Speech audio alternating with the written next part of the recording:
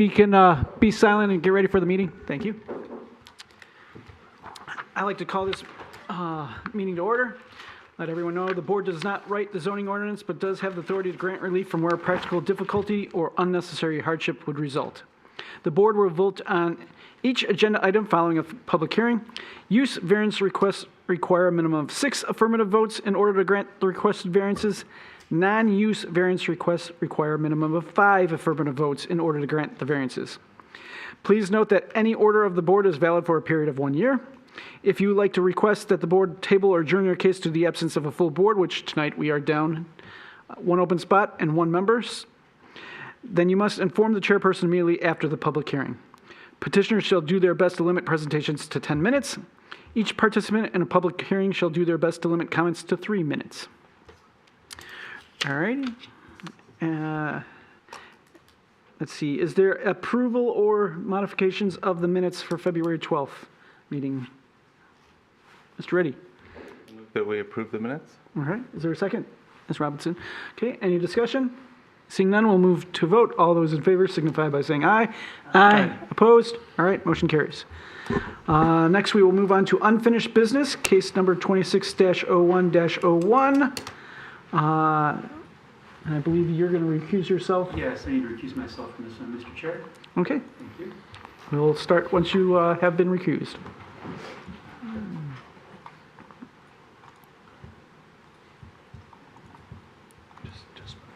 Sorry, technical difficulties. No problem.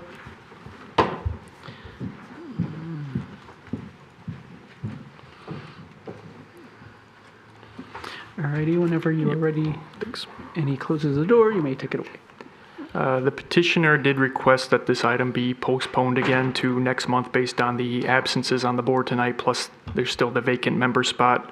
The petitioner's attorney did provide staff with a written email request prior to this meeting requesting such. Okay. And then there's also a representative here on behalf of the petitioner to speak with you all on this matter as well. Thank you. Okay.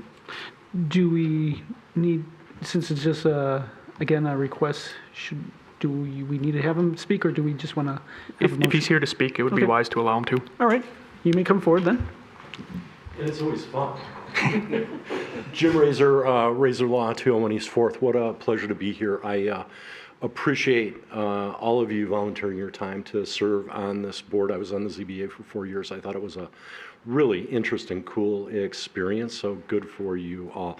Out of fairness to the applicant, and given the very antiquated regulatory scheme over tattoo places, which was written in the 90s, it would probably be wise for us to ask for you to table this until the next meeting, and then hopefully we will have a fuller board, because it is a use variance. We do need 6 votes for it. So I think that it's probably the wise thing to do, so I have to ask for it. But thank you for your diligence, and I know that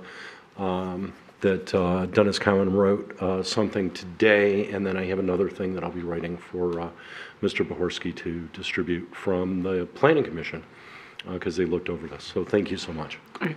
Thank you. All right. Is there any motions to, yes? I'll make a motion to postpone this for a month. Is there a second? All right. Any discussion? Question. Yes. Do we know the time frame for the appointment of the commissioner, next board member? Unfortunately, we do not. I do have one question. Is there a maximum number of times we can postpone this? There is not. Okay. Well, we'll roll the dice. We will roll the dice next month. All right. If there's no other comments, we'll move to a vote. All those in favor of postponing this till next month, please signify by saying aye. Aye. Opposed? All right, motion carries. We will hopefully see you next month and have enough people to vote upon this.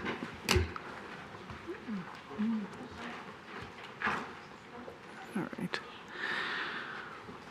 We'll go on to new business, which is case number 26-03-03. I'll wait for Mr. Klatt to sit down, although Mr. Wolf switched with... Hang on, we're having a little technical difficulties. Mr. Wolf's playing Mr. IT. It's like what I used to do in high school.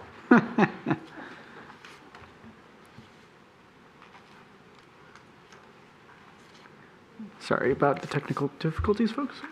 Just be a moment. If not, you can always switch to another laptop. Yeah, we got two other ones. It's pretty challenging to find them on the website now. Okay. All right. So this is for case number 260303, 504 East 4th Street. Whenever you are ready, you may take it away. This site's located on the south side of East 4th Street, just east of Knowles, and it's in the mixed-use 2 zoning district. And the site already houses a personal service salon that's now looking to include microblading and body piercing as additional services as offered as part of their business. So in other words, the proposal in front of you is not for a new standalone business that offers these services. It's simply a salon that's looking to expand their services offered. So as I just mentioned, the site's in the mixed-use 2 zoning district, and both microblading and body piercing services are considered in the zoning ordinance to be adult-oriented businesses, which are not permitted in this zoning district. So the petitioner is seeking a use variance to allow these services at this location. As you all are probably very familiar with, the zoning ordinance does also require certain buffer requirements that the site itself is required to observe. One of these states that it can't be any less than 1,000 feet from a school, library, park, playground, licensed daycare facility, or a religious institution. Roughly next door to the site, the Royal Oak Shabbat Jewish Center is 20 feet away, and they offer child daycare services. So the petitioner is seeking a variance to waive 980 feet from this 1,000-foot buffer requirement. The site is also required to provide no less than a 150-foot buffer from any parcel located in a residential zoning district. These parcels located to the south on the other side of this small 16-foot wide public alley are all zoned one-family residential. So the petitioner would be seeking a third variance to waive the 134 feet from the minimum required 50-foot buffer from a parcel in a residential zone. Outside of that, there's no other known regulated or adult businesses within 1,000 feet of the site, so no variance would be required for that buffer requirement either. Thank you. All right, thank you. Any questions? Yes, go ahead. Alex, if this petition fails, what are the options within the city for the petitioner for this type of service to be approved? Since this is a use variance, essentially what the board would be taking action tonight would be allow these services which are not allowed in this underlying zoning district to now be essentially allowed at this site. So if the use variance were to be disapproved or denied, then unfortunately there wouldn't really be a recourse for the petitioner. Unless they approach the city for the underlying ordinance to be modified in some way. Correct. Or they could also seek a appeal from the circuit court as well. But within the city, they do have a path, may not be simple, but it's a path to have the underlying ordinance looked at that would then perhaps allow this or not, but that would be up to the city planning commission and ultimately the city commission. Correct. Thank you. Any other questions? All right, seeing none, if the petitioner is present, you may come forward and state your case.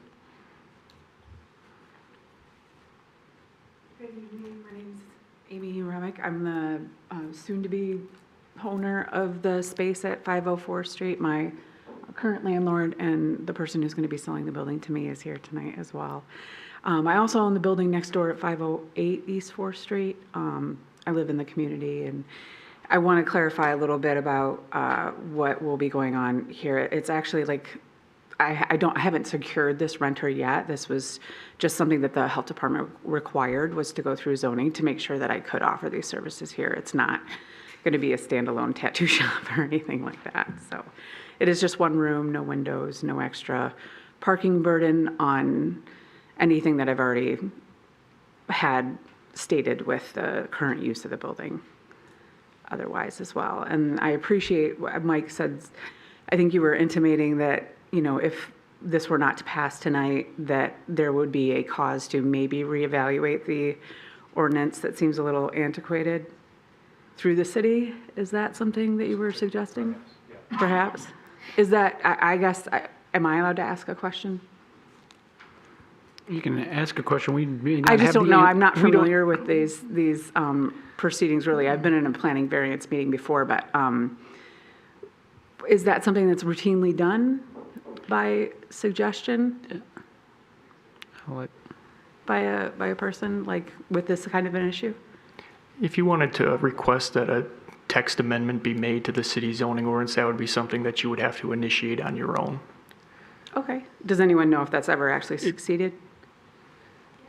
I won't say whether or not it's succeeded, but it's not something that we haven't seen before in the Okay. past. You know, I really was just asking if it was like something that was normal or not. So other than that, I don't really have anything other than we've been in business in Royal Oak for about 11 years at this point, and we're happy to be here, and we're not looking to add any particular burden on any encroaching area at all. So thank you. Well, wait. We've got questions for you. Oh, okay, sorry. I thought I just That's had a all few right. minutes to Mr. talk. and that was Clapp, go it. ahead. I'll let you have the first one. Thank you. I'm pretty familiar with microblading, as we've approved several other cases that are pretty similar. But can you explain the process a bit more? Explain why it's different than a traditional or typical? Well, it is tattooing. I don't want to be unclear or mislead anyone in any way. I mean, a tattoo is a tattoo. It's, subdermally implanting ink under your skin. So microblading in itself is, I believe, done. I don't know too much about it. The person who would be renting the space would be in charge of having, more of that information. I'm actually a stylist. It's not my business. But from what the health department has told me, like, it still has to be licensed as a regular tattooing facility. And it's basically permanent makeup. It's more done, less, like, some people prefer to do it with disposable hand needles. Some people prefer to do it with machines. It's really just a different type of tattooing. There's like your normal tattooing shops. There's people who do fine line tattooing, which is kind of like by hand. Like, this is done by hand without, like, with a steady blade, not with a machine. It's just a different type of implementation of the artistry, I think. And it's definitely, obviously, you guys know, Royal Oak's usually a pretty progressive city, and, tattooing doesn't really have the connotation as much anymore as it used to, back when I think a lot of these ordinances were made. And, it doesn't really have a lot to do with the, like, flash tattooing and regular tattoo shops that are nice, that are in, like, downtown Royal Oak, like 4th Street and 8 Ball and, like, stuff like that. So, yeah. But for a passerby, they'll have no idea this They is will have taking no place. idea it's there. It doesn't say There's no tattoo, windows it in the doesn't- room exactly. she's So gonna it's- be in, yeah. It's an ancillary use. It takes Nothing place will behind the change scenes. to the front current building aesthetic at all, period. No signage, no nothing. Thank you. Ms. Robinson, I saw your hand. So this is more like a beauty shop, I guess, is what Yeah, I'm saying? it's Where like- you'd go to have your eyebrows Yeah, done, yeah, we have an eyeliner, esthetician, or we have- that kind of thing. Yeah. That's the kind of Yeah. tattooing that you're looking for. Yes, ma'am. Okay. Mr. Any, And I don't even know if she'll do piercing, I just know that it's the same license. So if she, basically, like, if I've already lost one renter already, like, waiting for certain proceedings of different types of approvals and stuff. So, like, if this one doesn't work out, if I were to be approved for this, then I could have somebody who just did ear piercing or just did tattooing or fine line tattooing or just permanent makeup. But I think the licensing itself, or the through the state, it's all under one umbrella, I think. thank you. Yeah. Mr. Wolf. I just wanted to ask a couple questions. I'm assuming I know the answer. First and foremost, I'm assuming that nobody underage is going to be allowed to. Oh my God, no. Okay, just wanted to have that on the record. No, in fact, the requirements that the Michigan Health Department requires for you to even be licensed by them, they have to state, like, everyone not only is, like, carded, for lack of a better vernacular, before they actually sit down and retain services, they actually have to give them a whole speech of, like, this is permanent, right? And, like, they have to. So they go above and beyond, I think, even just in their requirements for licensing. That's again, very good to know as somebody who Yeah. does not know anything about tattoos. Yeah, I didn't either until all Yeah. of this, honestly, it was a lot. The second question is, and again, I think I know the answer, you've not had any opposition from your neighbors or from the synagogue or any of that? No, the Chabad Center is 2 buildings over. They're a rental. I think their lease is even almost up in like a year and a half or so. I'm not sure if they're going to renew or not. So it very well may not be a daycare center in a couple years. I have no idea. But they didn't express any opposition or anything? I haven't seen them. No, I think they just had a baby, so I think they've been busy. Okay. Okay, those are just the 2 questions I wanted to just kind of make sure. Yeah. All right. Any other questions? Just Ms. Levitt?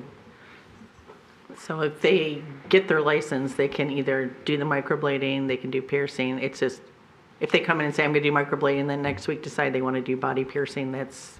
Yeah, they have but to- I think that there's different, it has to be, not only like if the variance is given from you guys saying that it's okay, the health department has certain requirements, like they won't license it, and, you know, she has to state what services she will be providing, and then they will look for those requirements in that. And then obviously if, you know, if there's something being performed there that's not, she's also tattooing, she's also going to be doing leather-bound journals as well. I don't know, it's weird, sounds a little weird, but you know, each to their own. So, yeah, but I think it's seems to be heavily regulated for that. And it's just one person, it's not like a whole shop, so. Mr. Lionweber? What is the space used for now? Do you occupy the full space? Yeah. I see 2, areas of the facility. Oh, yeah, so there's like hairstylists on one side, and then there's office space and room rentals and like a large break room, places we use for education. The only room I'm talking about is the room by the front door. So it's the room next to the restrooms that's, Yes, right across Right from there. from the like utility rooms where the eye wash station would be. There's okay. already But the space, otherwise you sinks and stuff occupy in the there and whole there. thing? Yeah, the whole thing. Okay, thank you. Any other questions for the petitioner? All right, seeing none, I wanted to remind you before we go to public comment that we are absent a full board. We are down, let's see, 2 members. You need at least 6 and 5 to go ahead and approve it. So if you'd like us to, after public comment, I will ask you if you want us to proceed or to postpone until next month. So just think about it and let me know the answer after public comment. Okay. Thank you. Go. Yeah, you need to sit down now.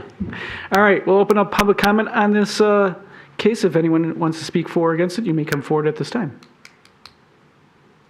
Going once? Oh, here we go. Good evening. My name is Dave Brenner. I'm the owner of 504, and I have been for 22 years. Went to Royal Oak schools all 12 years, lived in Royal Oak for a while, loved the community, don't live there anymore, but have owned the building for 22 years.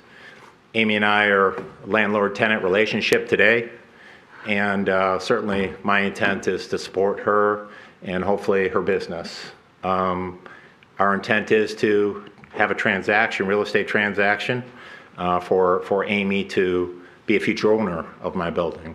So certainly the success of her business is pending that. I did pull up, I'm not sure, Amy went through microblading, but I pulled up what that means. In my eyes, when she talked to me about it and said there would be a variance meeting, I'm like, well, this is the type of salon that my wife goes to, and many high-end salons have this type of feature at them. So I didn't view it as body tattooing, and I'm glad she kind of reiterated that, but I will read the definition. Eyebrow microblading is a semi-permanent tattooing technique used a handheld device with tiny needles to deposit pigment into the skin, creating natural-looking hair strokes for fuller shaped eyebrows. So that's the definition of what's going to happen. So I know we had some questions about what happens if. I think Amy explained some of that as far as what the health department has, and my only question would be if there's something that this variance could say, hey, this is the only service that you can perform at 504, I think Amy would probably, I don't want to speak for her, but probably be on board because that's what she intends to do. So my only purpose here is to support my tenant, let you know, love Royal Oak. It's been a great building. I'm sad to see it go if it does go, but thank you for your consideration. Okay, thank you. Thank you. Anyone else speak on this? Going once? Going twice? All right, public comment is closed. I will ask you, would you like us to proceed or would you like us to, okay. We will bring it to the side of the board for discussion and or motions. Who would like to be first person? Mr. Lane-Weber. Discussion. And part of this is a question maybe for Alex, but the variance that is being requested would allow for tattooing and all the other functions that are described under the ordinance currently. Is that right? It would be, at this point in time, it would be limited to the uses identified under the purpose section on the first page of your packets. So it would be for the microblading / tattooing as well as the body piercing. So if the petitioner wanted to do something that deviated from that, that's also classified as a regulated adult use, such as massaging or selling adult products or something, then it would be back before you for a different use variance. But for a tattoo establishment, this could very well be a full tattoo establishment with the approval that's being requested today. Yeah, based upon how the zoning ordinance collectively classifies microblading and tattooing as one. So my issue with this is that we are, in essence, negating the city ordinance itself. And as I asked previously, if there is a path for this petitioner or others potentially for the issue itself to be reviewed, this isn't necessarily, in my opinion, the place to do it because we're applying spot zoning in this location for future uses for perpetuity. It's just it's a consideration. The issue itself of the tattooing and the microblading, it's not that, and it's not that I have any particular issue with that. It's really the underlying request as a use variance. The bar is higher, and I think that going through each one of the criteria that needs to be a yes for each and every one, I don't believe that necessarily that this achieves those. And I could get into that more detail, but I'll let that be for now. Thank you. Mr. Clark. So just a question, I think I know the answer to this, but there are no restrictions or limitations that can be placed on a motion. For example, it can only be used for microblading as described and not a full-blown tattoo parlor.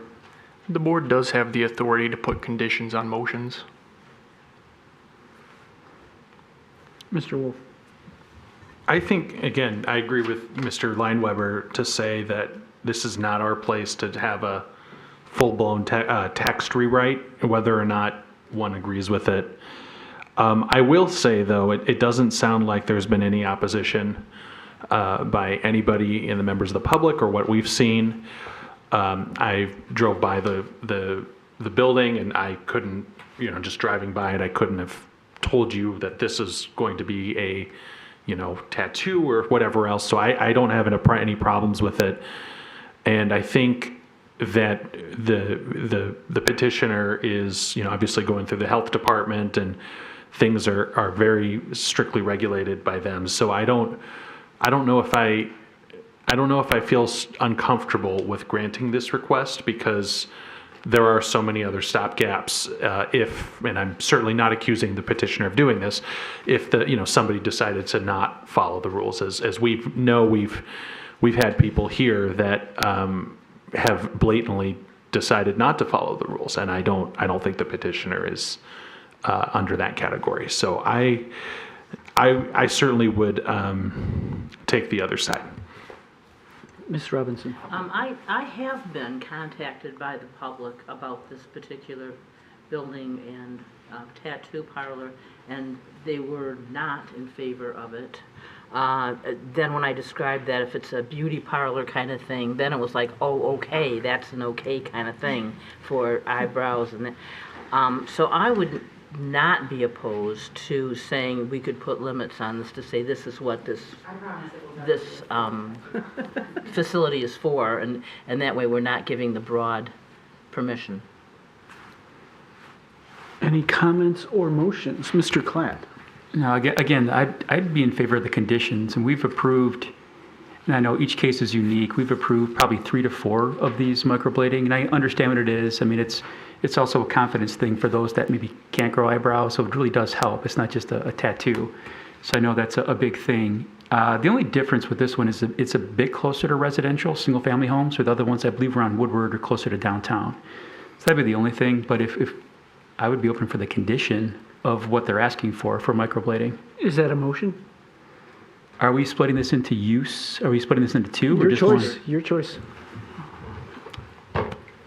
Well, let's just keep it simple and I guess run with both. Or maybe start with use. Let's start with use.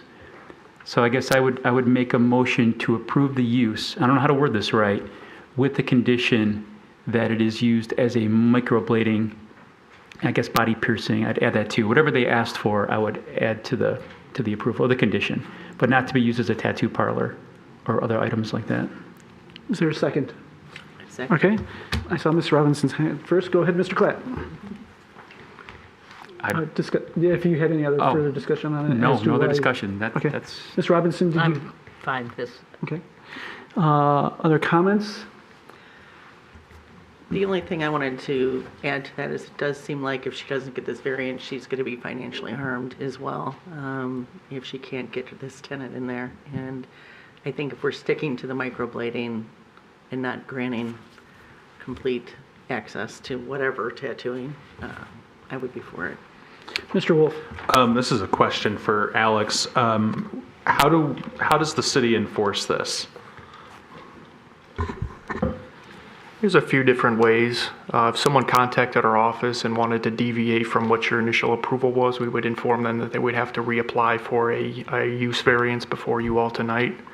Another alternative option is that sometimes when there are different types of business licensing through the city clerk's office, they'll of course contact planning for a verification that such use is allowed at a certain zoning district, and if they received any proper variances or approvals from our department in order to allow that. So there are a few different ways that, if you were to put a condition on it, that it could be enforced. Again, and again, I don't want to accuse anybody of wrongdoing, but let's just say, could in theory a code case or some kind of, let's just say some future person is up to no good and then somebody walks in and there's a full-blown tattoo parlor that wasn't approved. Would there be some kind of way for the city to enforce it that way? Yeah, certainly, yeah. Okay. And like I said before, if that was the case, then they would be back before you for an additional variance. Okay. Yeah. Well, if that's all the case, then I certainly don't have a problem, and I'll be voting in favor. Mr. Lane-Weber? I think, again, the use variances are a higher level of hurdle to meet, and I don't believe that the applicant has met all the criteria. I'm sympathetic to, what the applicant is proposing, but I think that when you look at the requirements for approval, that you've got to look at all 5 requirements. One is that the property could not reasonably be used for a purpose permitted in that zone.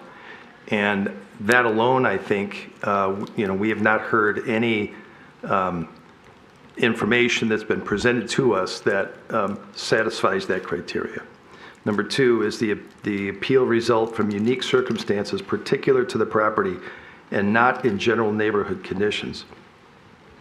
The general neighborhood condition, in essence, being the ordinance itself.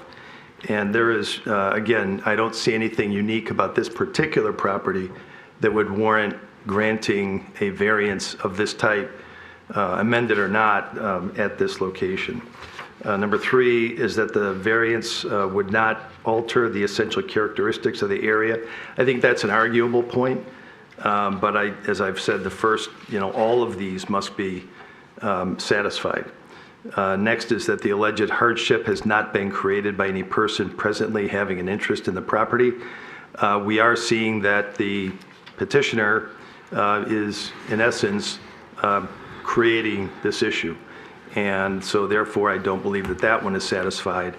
And lastly, that the use will preserve a substantial property right possessed by other property owners in the same zone.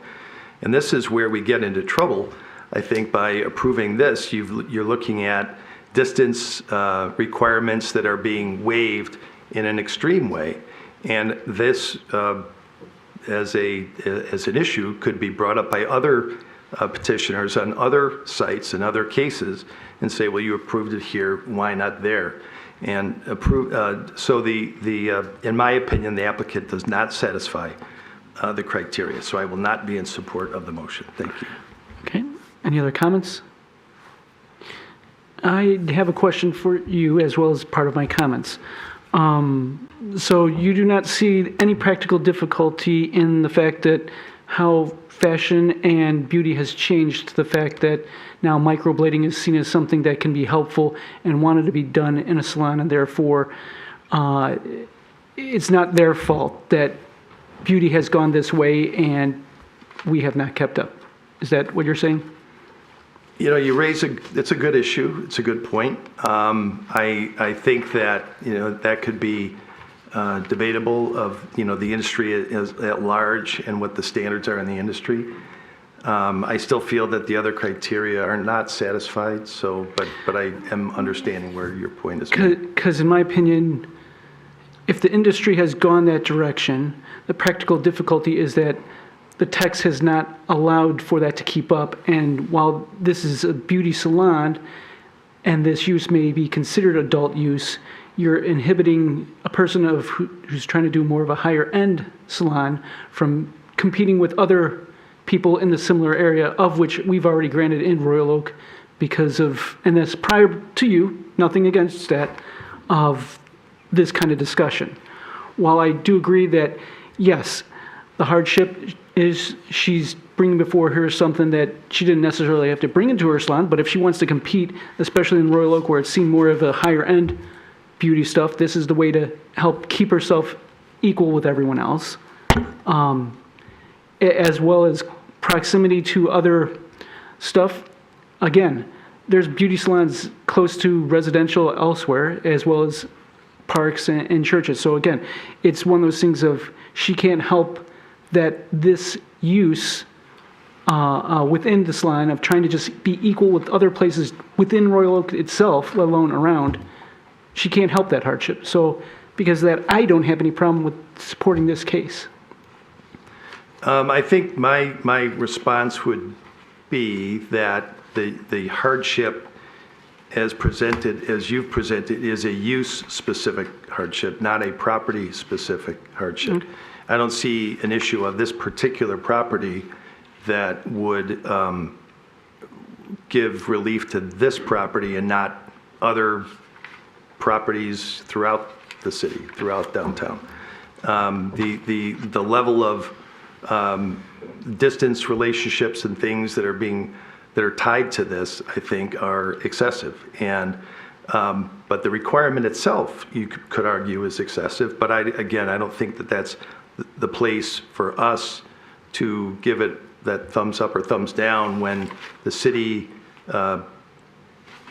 planning commission and city commission really are the arbiters of that type of issue. So again, I don't believe that the applicant has fulfilled all the requirements, in my opinion. I understand your feelings on that. I disagree because we've gone to the city planning commission before talking about stuff regarding large lots, and they basically throw it back on us and saying, hey, this is why we let you guys do it, because we want you to be the arbiters of it. We're not going to touch this. I see this as the same way because we've brought up this before in the past. So they've already shown that they're not going to touch this unless something changes. So I have no problem, again, understanding the hardship, understanding how beauty has changed, understanding how she wants to just be level with the playing field of here in Royal Oak. So because of that, I don't have a problem with this. Any other, Ms. Robinson? I just think the problem is with the wording of the adult-oriented, where it's microblading is putting on makeup, basically, that's permanent. It's totally different than what I think the intent of the ordinance, the way it was written at the time. I'm not even sure how long ago was that written? Do we know? More than 20 years. 20, okay, long time. Mr. Wolf? I just want to remind my colleagues, with all due respect, that we're talking about one particular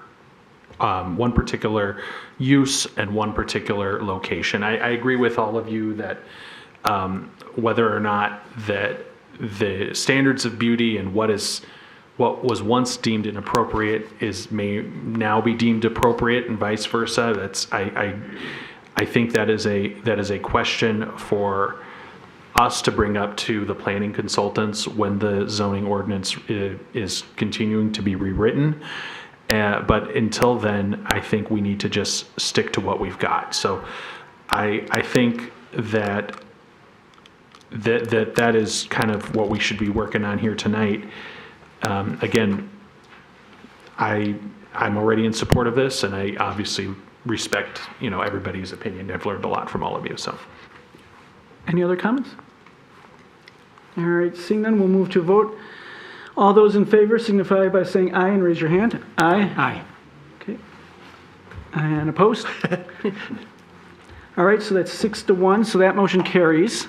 So then we have the other variances associated with it. Mr. Klatt, would you like to continue? Yeah, well, I'm being on a roll, I guess. I'll make a motion to approve. I'm trying to scroll up there real quick. That would be item B and items. Is that item B and item C? Mm-hmm. Yeah, item B and item C. Okay. Is there a second?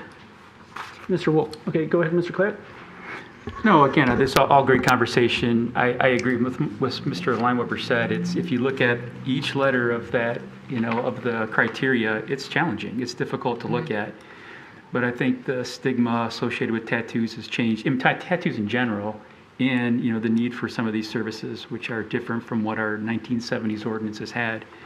And it's even time, we have multiple, the first case, tattoo parlor. We've approved numerous tattoo parlors in the downtown area. Numerous microblading facilities that are all similar. They're all situated around either schools or churches. It's tough to find a spot in Royal Oak that's not around a facility like that. So we could either deny them all and wait for our ordinance to change, or we have to accept the current changing of the times. And I think that stigma's gone. I think this is I think it's a good use that could help a lot of people. Mr. Wolf? Mr. Klatt said it all. The only thing that interests me, and this is a little bit off topic, but number 3 in the miscellaneous requirements, not applying to hospitals, sanatoriums, nursing homes, all that stuff. Again, I'm assuming that Alex, if I'm understanding this correctly, is that anybody who chose to do any of those listed ideas or professions, they would have to come back in front of us to get permission to do that, or at least to the city. Under number 3, those listed hospitals, sanitarium, that's just saying that the provisions of the regulated uses don't apply to those ones. Okay, well then I totally misunderstood that, but I still second the motion. Any other discussion? Yep. A question, again, in discussion. When in the ordinance, the 1,000-foot radius from the property from affected businesses or entities, churches, parks, schools, religious institutions, et cetera, are those entities notified that something is happening within the boundary, or is the notice that's sent out only the 300-foot notice? It's just the 300-foot notice. So the churches, the parks, the schools, all these other entities may or may not be aware of this. It would be up to them to go on the website or somebody that talks to them about it. But presuming that nobody talked to them about it, they may not be aware at all that this is occurring. Yeah, and that's correct. Okay, thank you. Yes, Mr. Wolf.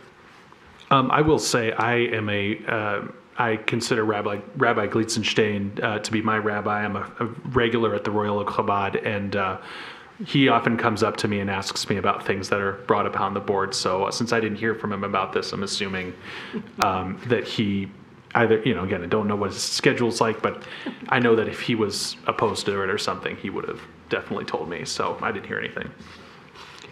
Any other comments? All right, I too will be in favor of this. We had enough discussion on the first one. Like I said, I'm still going with the same rationality of the practical difficulty is just how things have changed. It would be totally different discussion if this was a full-blown tattoo parlor or something different. But because we're limiting it and it's part of the beauty salon, I have no problem. Can I have a point of clarification? Nope, sorry. This is just a side. Sorry though. Any other discussion? All right, seeing none, we'll move to a vote. All those in favor signify by saying aye and raise your hand. Aye. Aye. Opposed? Okay, thank you. Motion passes. Congratulations. Best of luck to you. All right, we will move on to case number 26-03-04 for, let me zoom in on here for the address. 1205 Vincetta Boulevard. Whenever you're ready, you may take it away.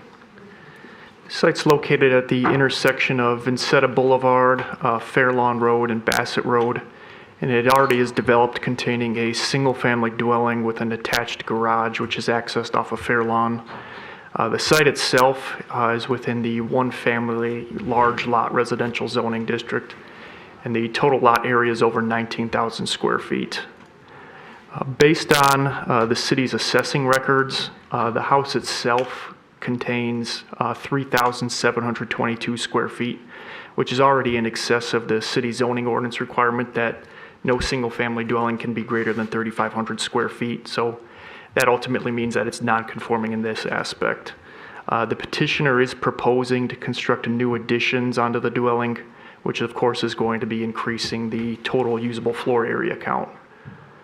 Based upon staff's measurements on these additions, the new total usable floor area will result in a sum total of 5,196 square feet. And I would point out that this does include the existing third floor, which the petitioner did note in his narrative that that's going to be left untouched as a result of the proposed modifications. So due to these additions, the petitioner would be requesting two variances. The first one is to alter/expand a non-conforming structure in a non-conforming manner. And then the second would to be waiving the additional 1,474 square feet from the maximum permitted 3,500 square feet of usable floor area. In addition to that, the petitioner is proposing to demolish the existing garage as well as remove the associated driveway and approach. And that's going to be shifted to the opposite side yard. And that's going to lead to the back of the house where a new garage is going to be built onto the rear of the dwelling. So the ground floor of this new garage will be 710 square feet. And there's also going to be a smaller 491 square foot second level. And that's only going to be accessible via pull-down staircase to the first level of the garage. So the garage itself is physically attached to the back of the dwelling. But it is going to be inaccessible from the second level of the house itself. And you can see in the building elevations that it's also going to have a lower differentiated roof line. So staff have historically considered garage designs of this type to be what are called the functional equivalent of detached garages, and we've applied the applicable zoning ordinance provisions to it. So more specifically, the zoning ordinance does state that the height of accessory buildings be measured at the highest midpoint of all roof lines. So on this proposed garage, the highest midpoint would obviously be on the proposed dormers, and at that point, the height is 19.5 feet, whereas the zoning ordinance permits only a maximum accessory structure height of 15 feet. So the petitioner would be seeking a third variance to waive the 4.5 feet from the maximum permitted 15-foot height. Pertaining specifically to the accessory dwelling or accessory structure. One last thing I do want to point out is that the petitioner is also looking to modify the roof line of a small portion of the house on the south side. And you can see from both the elevations and some of the photographs that this is going to go from a slightly sloped roof line to now a flat roof. Staff does not consider this modification to be an expansion of a non-conforming structure, even though it does maintain a non-conforming side yard setback, because the footprint of this portion of the house is not going to be enlarged. And the change to the roof itself is pretty modest in nature, and it's still going to be compliant in terms of the maximum height allowed for the house. So this is just going to be viewed as an existing nonconformity, so no variance would be required for that component of the petitioner's project. Thank you. All right. Questions? Mr. Klatt? Alex, I believe the petitioner listed the lot coverage at 70% overall. Maybe you already covered this. Is that accurate? Yes, our lot coverage that staff calculated was also 17% as well. 70%? Okay. Yes. And 30% is it 30 or 35%? For a lot of this size, it would be 30%. Okay, so they're well under. Yes. Question. Yes. Alex, when this home was built, did the 3,500 square foot limit apply at that time? No, this house is over 100 years old, so obviously back in 1925 when it was built, there was no ordinance requirement for. So it is grandfathered in, if you will. Correct. But still, the ordinance requirements, because that is a blanket over this, they have to request an appeal to modify this in some way. Right, plus the house itself is gonna be enlarged as well. Thank you. Okay. Any other questions? Yes, Mr. Wolf. Alex, do you know if by any chance there were any other kind of variances that were pulled for this building? Not to my knowledge. Awesome, thank you. Ms. Robinson? The part over the garage that's, doesn't have access just by a pull-down thing and not from the upstairs, that square footage is not in the amount that they're asking for overage, is that correct? Or is it? The second level of the garage, Yeah. that's not included in That's total not- usable that's floor just, area. yeah, It's part of the garage. Part of the garage, Yes. okay, thank you. Other questions?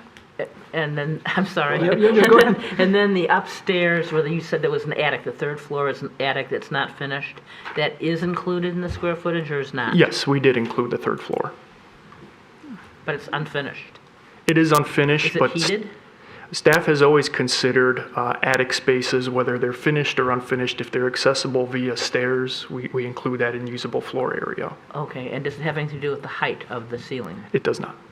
The height could be anything and it's still considered, And this is not an appraisal. okay. Mr. Lineweber? Alex, you mentioned the garage is being treated as a detached, and therefore the criteria you outlined apply. If it were attached, what would the difference be? So in order for staff to consider it to be a fully attached garage, it would have to have the same roof height as the main structure of the dwelling. The ground floor would have to be completely isolated from the rest of the house. And then the second level would essentially have to be accessible then from the house, if that makes sense. So that would actually be increasing their usable floor area, because we would be considering the second floor of the garage. But if there were no floor there, it was just rafters or something, they could build it as high as the house itself? No, not necessarily, because it would Okay. still be outside of the maximum height requirement for the 15 feet. Okay, thank you. Mr. Klatt? And I think this is one of those dormer challenges too, where we've talked about in the past where, optically the garage appears lower based on the stature of the eave line, but, the dormer, it's taken from the dormer height. So it's always that challenge we face with applications like this. Okay. Any other questions?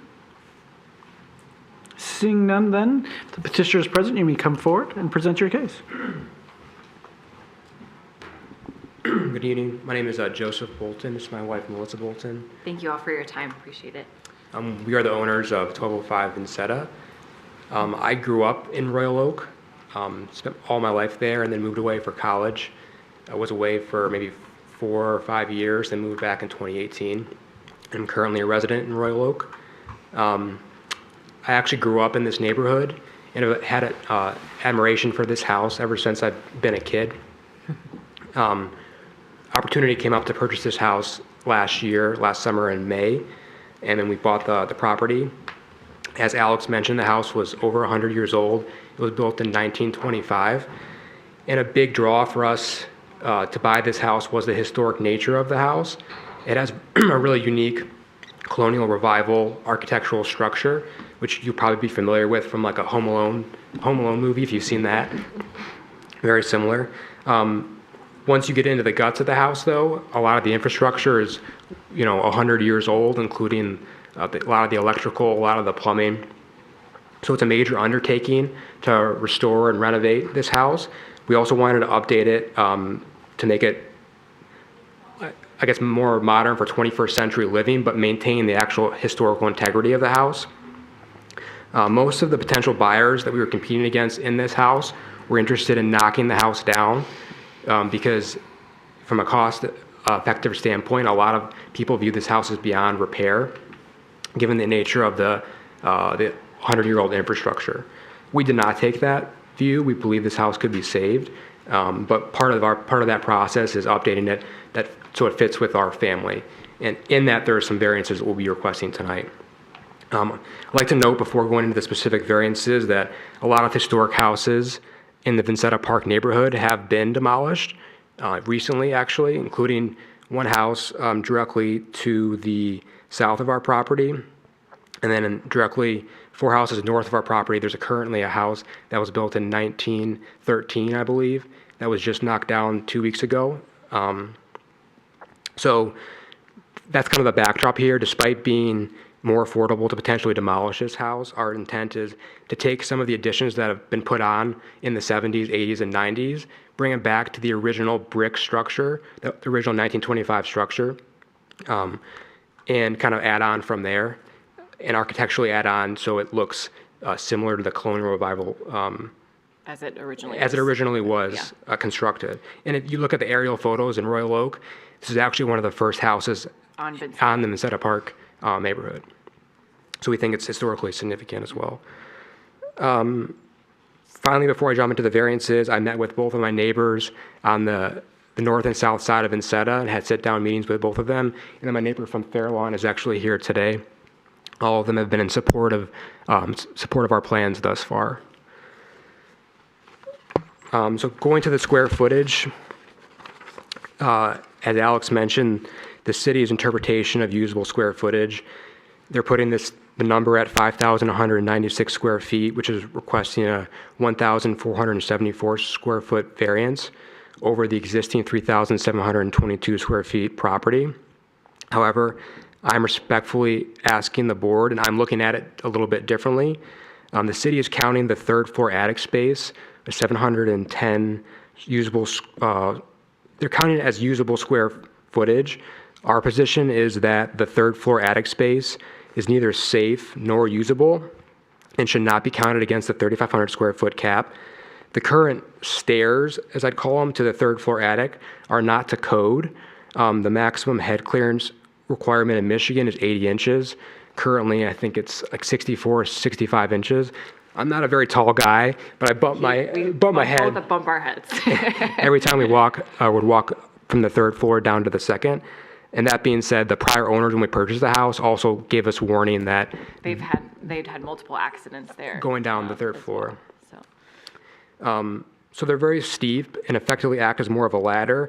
And like Alex mentioned, I think earlier, in fact, if it had been a drop-down ladder and not a stairs, the 710 square feet would not be counted against the cap. So I'd like to make that clear to the board. I believe that's correct. No part of this attic is contemplated as part of a renovation, and we only plan to use this attic as a storage space. That is actually why we added a bedroom in the plans on the second floor. So we did not have to use this attic as any kind of livable space. That being said, we see the total usable square footage actually as 4,486 square feet. Thus, the variance would be cut in half. In terms of how I'm looking at it, it would only be a 764 square foot variance proposed to the 1,474 square feet. I know that's not how the city views it, but I'm just kind of letter of the law versus the rule of law. So the usable square footage definition is artificially inflating the true usable, safe and usable square footage, and thus the related variance. More importantly, the spirit and intent of this 3,500 square foot cap, I believe, is to prevent large and disproportionate sized houses in Royal Oak, which I've lived my entire life, or majority of my life, including being raised and born in this neighborhood. Our lot is unique for Royal Oak, I believe, at above 19,000 square feet, almost half an acre. So our proposed plan, as Alex mentioned, was 3,229 square feet of lot coverage, which includes the new addition, the new garage, and the covered porch. And that equates to only 17% lot coverage.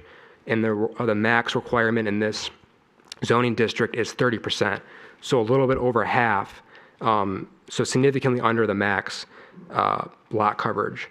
So the proposed structure is in tasteful proportion to the lot size, which I think is important to keep in mind when you think about the intent of this 3,500 square foot maximum. The house directly to the north on Vincetta is a ranch. It's approximately 19% lot coverage. And the house directly to the south of Vincetta is also a ranch, although it has higher elevation, and recently went through this ZBA process, and it's 23.5% lot coverage.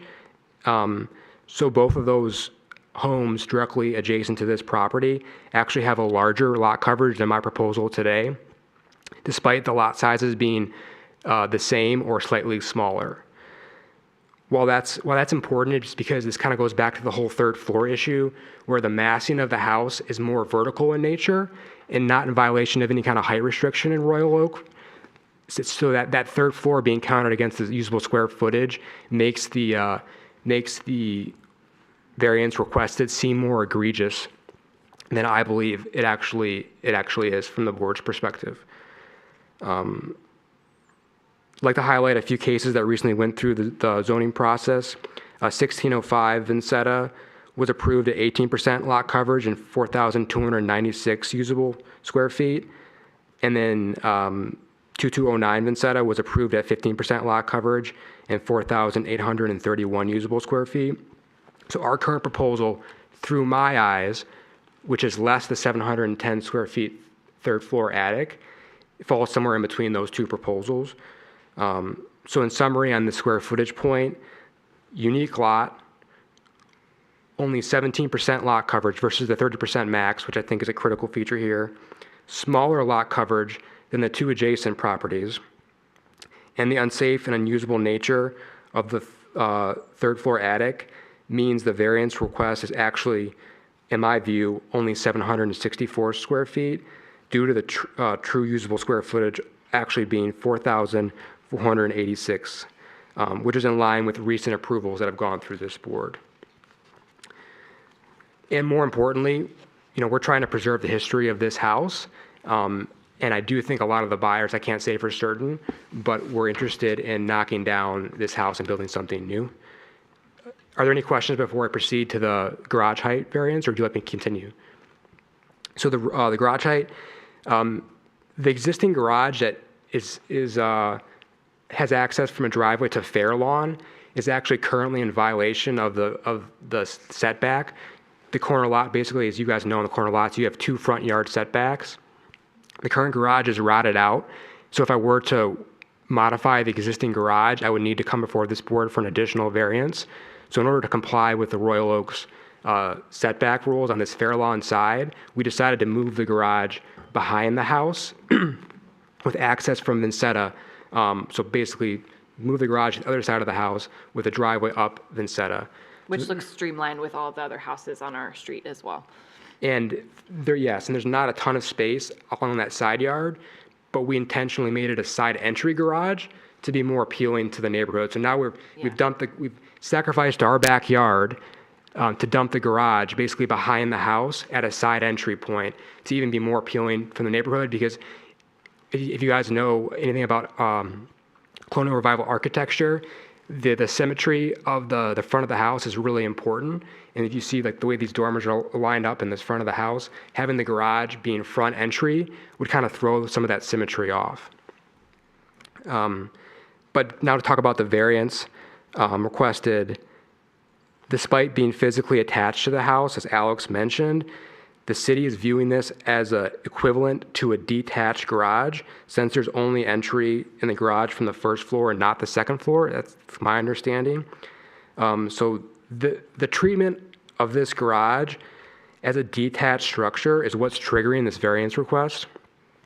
Simply put, if we put a door between the second floor bedroom and the garage storage area, there would be no need for this variance. Obviously, we can't do that because that would exacerbate the square footage of the house that we would need to request. We're not planning on using that space as part of the house because it's clearly accessible only from the garage. But so it seems like a interesting dilemma that we're put in because the city is viewing this as a detached structure, even though it's physically attached to the garage. And then someone, I think, Mr. Already made the point. Mr. Klatt mentioned the dormers issue that the boards had issue with before. So the city is viewing the dormers as part of the midpoint calculation, which drives the midpoint up to 19.5 feet, thus the 4.5-foot variance request needed. Without the dormers, the midpoint of the garage roof would be 16 feet or 1 foot over the max 15-foot requirement. Now, before we even go into the dormer discussion, I think I still always go back to the fact that the city's viewing this as a detached garage in the first place. So I'm not even sure we need to go there, but we'll go there. So the reason we included the dormers in the first place was twofold. One, to increase headroom in that storage space to store things above the garage and move around safely. And equally as important, architecturally, the original house has a lot of dormers original to the 1925 structure. That's a key element to this style of house. So mirroring that dormer architecture on the garage was really important. If you look at the existing garage, the access on Fairlawn, it's kind of doesn't really tie that well into the house. It seemed a little bit like an afterthought. A breezeway was added. It's not, architecturally, it's not as appealing. And in addition, we're moving this all the way back behind the garage, or behind the house, sorry. So there is precedent for waiving height restrictions on a detached accessory structure due to dormers. I'll also reference, so the 2209 Vincetta, again, they had a detached garage with dormers.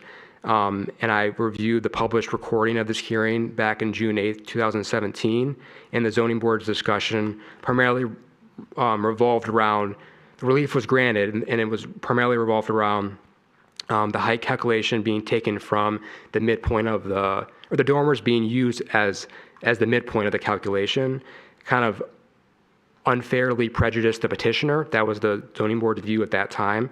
And then two, the dormers, the board agreed the dormers enhanced the overall look of the structure. Notably, this garage at 2209 Vincetta was truly a detached garage and not physically attached to the house, where our proposed garage is physically attached to our house. And this was a front-facing garage, only 10 feet off the right-of-way. We intentionally set our garage back, like I said, behind the house. It's set back over 100 feet from Vincetta. And if you look at the front elevation, you actually can't even see the garage, obviously, because it's a side entry. Yeah, right there. So that little bump out right there, that's the only, it's like a 6-foot bump out. That's the only visible part of the garage, and that's over 100 feet setback from Vincetta. The last case I'd like to reference is 1805 Greenleaf, which was brought before this board at October 14, 2021, which was requested and was granted a 22.5-foot midpoint or 7.5-foot waiver over the maximum height of 15 feet, compared to my request of 4.5 feet waiver. Why I raised this example was 1805 Greenleaf. One is only located 5 houses down from our property, but more importantly probably is situationally it had a similar issue with the garage in that it was only accessible by the first floor and not the second floor. So the city's treated it the same as a functionally a detached structure. And notably, this garage is only set back 15 feet from the right-of-way, where our proposed garage is set back, like we said, a lot further. So those are two examples citing the dormer issue, as well as kind of the letter of the law versus the rule of the law, in terms of the city viewing this as a detached structure, even though it's physically attached. So in summary, with the garage, just because there's no access from the second floor, it creates somewhat of an artificial problem, in my view. Access between the main dwelling second floor to the garage storage area would remove the need for this variance. proving the actual physical height of the garage is not the issue. The issue is simply applying the rules of a detached garage to our physically attached garage. I fully understand the city's desire to restrict the height of a truly detached garage, but I'm having a tougher time when I'm trying to apply that rule to our garage that's actually physically attached. That being said, we went to great lengths, despite this, to push the garage behind the house and making it a side entrance to enhance the curb appeal, and the dormers artificially inflate this variance request further, even though the peak line of the roof doesn't change, regardless if there's dormers or not. And the dormers make storage space safer and roof line more appealing. And then finally, the precedent, like I mentioned earlier, exists for the dormer waiver, as well as 1805 Greenleaf, which was given a greater relief, 7.5 feet, than what we're requesting here. So thank you so much for your consideration. I don't know, Alex or Anthony, if you guys want me to talk about the non-use variance that's tied into this, just because it's already over 3,500 square feet, or just stay here with those two proposals. It's your choice if you want to speak more about Okay, it. or if you- I'll leave it there because Okay. it's all tied together to Right. those two variances. Yep. All right, do we have any questions for the petitioner? Mr. Lineweber? A comment, I think, and I really commend you on the thoughtful process to respect the home itself and the architecture as it was originally built, with the modifications being so, thoroughly thought through and to respect the existing home. And, I know that sometimes the reaction for, some would be tear it down, start new, let's make it easy. It's certainly not easy dealing with an older home, I'm sure. The moving of the garage to the other side, I think is very an interesting solution that does, you're right, it eliminates that proximity and to the Fairlawn side. So that was, again, a nice solution. Just, the one thing that I just want to, again, compliment you on is the front porch. You can see in the photos that was redone at some point, and little things like that, that's the front face of your home, and so, kind of making some modifications that are more appropriate to the design of the original home is commendable. So just a comment from me. Yeah, thank you. Ms. Robbins? I just want to say, I too live in a house actually older than yours by a couple of years. I think ours was 2021.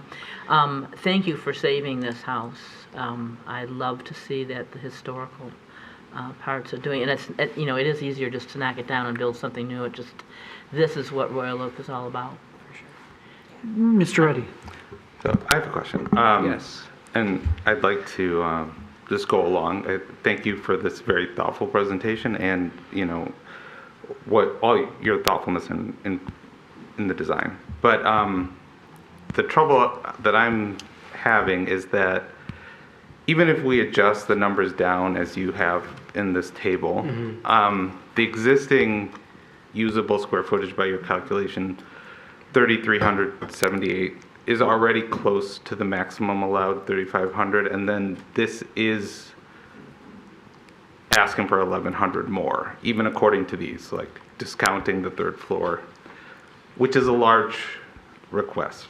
So can you give some reason why it has to be such a large increase? Yeah, I appreciate your question. And respectfully, I think I focus more on the lot coverage percentage. If you look at this house, it's centered in the middle of the lot. The new zoning in Royal Oak, if I were to build new, would push me back into the inner corner of the lot, given this Fairlawn setback. So in order to get the floor plan right, I couldn't go out towards Fairlawn at all. And the additional space I needed was kind of towards the back. And part of that was we needed another bedroom above the kitchen because we couldn't use the third floor attic as a bedroom. So that's part of the reason, but I think my main point is to continue to look at the lot coverage. It's very appropriately sized for the lot. The houses adjacent to it are larger from a lot coverage perspective. And if you have the aerial view even, you can see the house directly to the, I think it'd be to the south, is a significant massing. So I think all said, although the square footage is large, I don't disagree with your comment. It's a large request over the 3,500 square foot max. I think it's a tasteful in size to the lot, I guess. And it's similar to other before these regulations were put in place. I'm sure you all are familiar with Vincetta, living in Royal Oak. There's many houses up and down Vincetta that are easily in this 4,500 square foot, how I'm considering it, range, including ones I've mentioned before this board this evening. Other questions for the petitioner? Ms. Levitt? Somebody that restores historic homes for a living, I appreciate you restoring this home, and I'm glad you opted to not tear it down. We've seen far too much of that. So thank you. I did have a question about the driveway. Yes. So that is no longer going to be on the Fairlawn side. It's going to be between you and Correct. your neighbor. Okay. 'Cause I don't have my glasses on, but I was looking at this going, where is that at? And the reason I'm going to put my realtor hat on now, because I also sell real estate. We've got a vacant second story over your garage, which you're going to have to explain to me later as the new kid on the block here how this is a detached garage, because I'm not quite sure I understand that. That will never be finished space? No, never be finished space. I'm asking for a lot of square footage here. I realize that. I have no desire, obviously couldn't be finished square face under the regulations of Royal Oak in the first place, and would never intend to finish that space. Okay. Well, I commend you again, because Yeah. I just got a quote to do a rehab on a house similar age, Yeah. 4,600 square feet, that came in more than the And I guess I'd like to highlight also that it's accessed only by a drop-down ladder, so it's not like there's a staircase inside the garage that's leading up to that second floor storage area. And that was an intentional design so that the board didn't view that as a potentially convertible space down the road, I'm sure you guys have seen before. Mr. Wolf? So Alex, this is first for Alex, then I've got one for you. So Alex, just to confirm that if this petitioner, or if they choose to sell the house, whomever, were to convert the attic to livable space, they'd have to come back in front of us for that. Are you referring to the second level of the garage or the actual third floor of the house? Both. So the third floor of the house itself, we already are considering in the total usable floor area calculation, so that's already accounted for. If someone wanted to pull a permit to convert the second level of the garage into additional living space and then put in a door from the second level of the house, then yes, they would be back before you, because we would consider that to be additional usable floor area at that point. Okay, perfect. All right, so I'm assuming that you're planning on making this your forever home?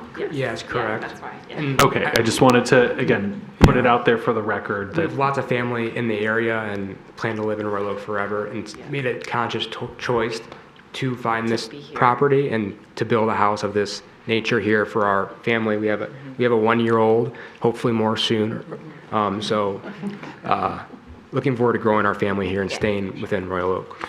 Okay, and then the second other question I wanted to ask you, I also really commend the work that you've put in just to get to this point, and quite frankly, as somebody who does not like 1970s architecture, that you're getting rid of that makes me, I just think it looks really good.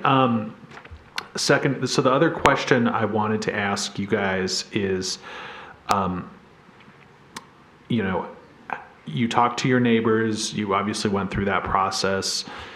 Did they offer any suggestions? Did they say, hey, I don't want you to, put my driveway this way? Like, can you kind of go into a little more detail about that? Sure. So the neighbor that would be the ranch across the street, so across Fairlawn on Vincetta, we talked actually this week. I talked to both of them in a sit-down meeting. That neighbor had no issue with any of the proposals. Actually, it's probably better from his perspective because he's not looking at a kind of a weird garage. And if you'll notice, that area above the sunroom is original to the 1925 structure.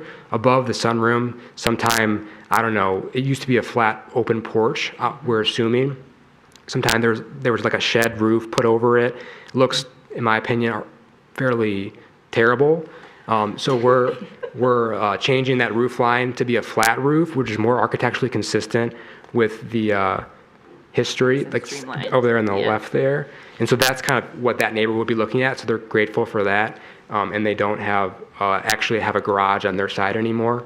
And that driveway actually was somewhat unsafe anyways because it backed into the adjacent intersection of Fairlawn and Bassett. The neighbor on my other side I also met with, Jordan and Megan this week, and went into their home and talked for 20 minutes. And we went through the whole presentation, and they're in support as well. And we talked about, or I offered up collaborating on potential screening options along that new driveway that would be going up our adjacent property lines. And they appreciated that the living space, or the space above the garage is not living space. So no one's gonna be looking down into their yard. That was an important point to them.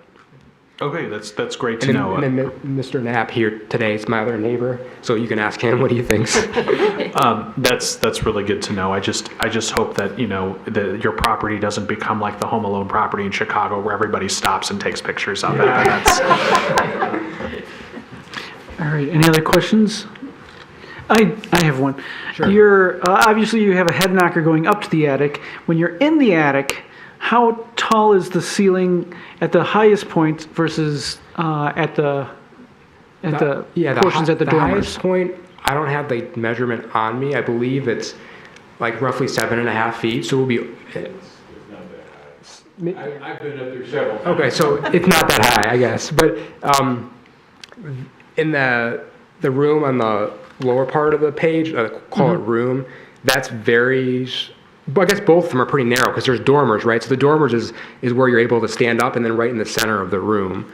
So it's not very tall. I don't know the exact measurement. Yeah. I can stand in it, but I'm short, so. Okay. All right. No, I want to know if it was below 7'6" or not, because usually 7'6" is what typically is There's certainly a livable large space. part of it that's below 7.6. Like that whole area that's that little on both of any part of the sides, like 5 feet or so into each side would be well below 7 foot because it's all sloped. Right. So they just used it to store like Christmas ornaments, things like that. Okay. No, that's all I had regarding that. Any other questions? All right. Before we go to public comment, again, we are only 7 out of 9 here, so therefore you need 5 of us to vote in favor of your variances to go ahead. So after public comment, I'll ask you if you'd like us to proceed or to postpone until next month when we may or may not have a full board. Sure. Okay. Thank you. All right. Public comment on this case for anyone who'd like to speak on it, please come forward at this time.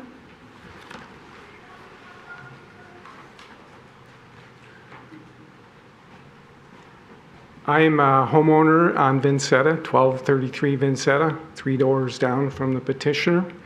And I won't reiterate all the things I was going to support him on, he's already spoke on.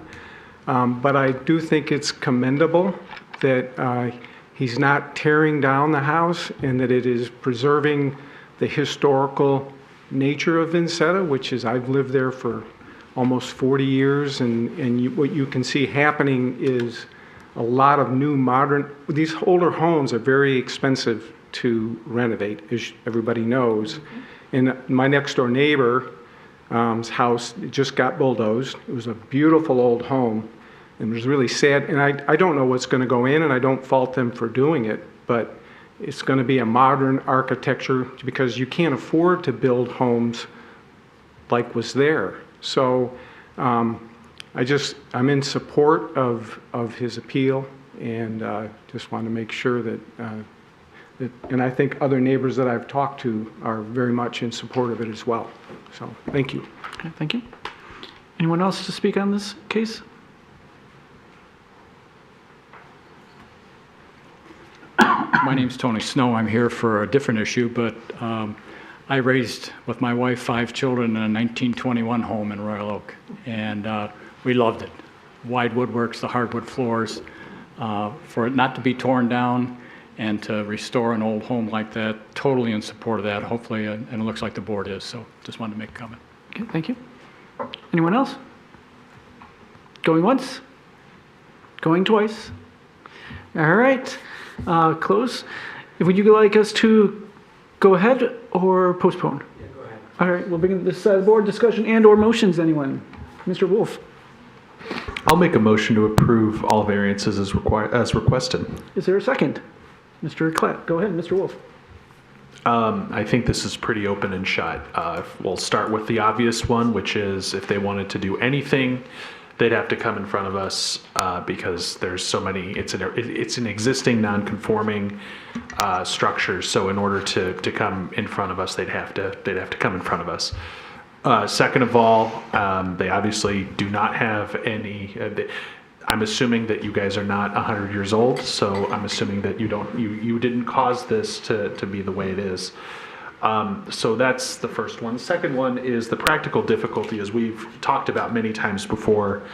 The practical difficulty, I see it, is the zoning ordinance. And again, the zoning ordinance calls for, it has very contradictory requests with the lot coverage or the 3,500 square feet. So again, we've seen this before where you meet one, but you don't meet the other. And when you have 19,000 square feet of property, asking for 17% of that, I don't think is unreasonable.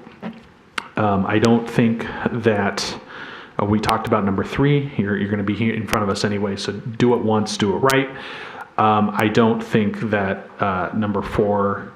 Right. I think that they meet number 4, I should say, that the non-conforming kind of contradictory thing of the zoning ordinance, that is something that is part of it. I think also too the being on a corner lot makes you even more doubly difficult, as was mentioned in front of us, that they essentially have 2 front yard setbacks.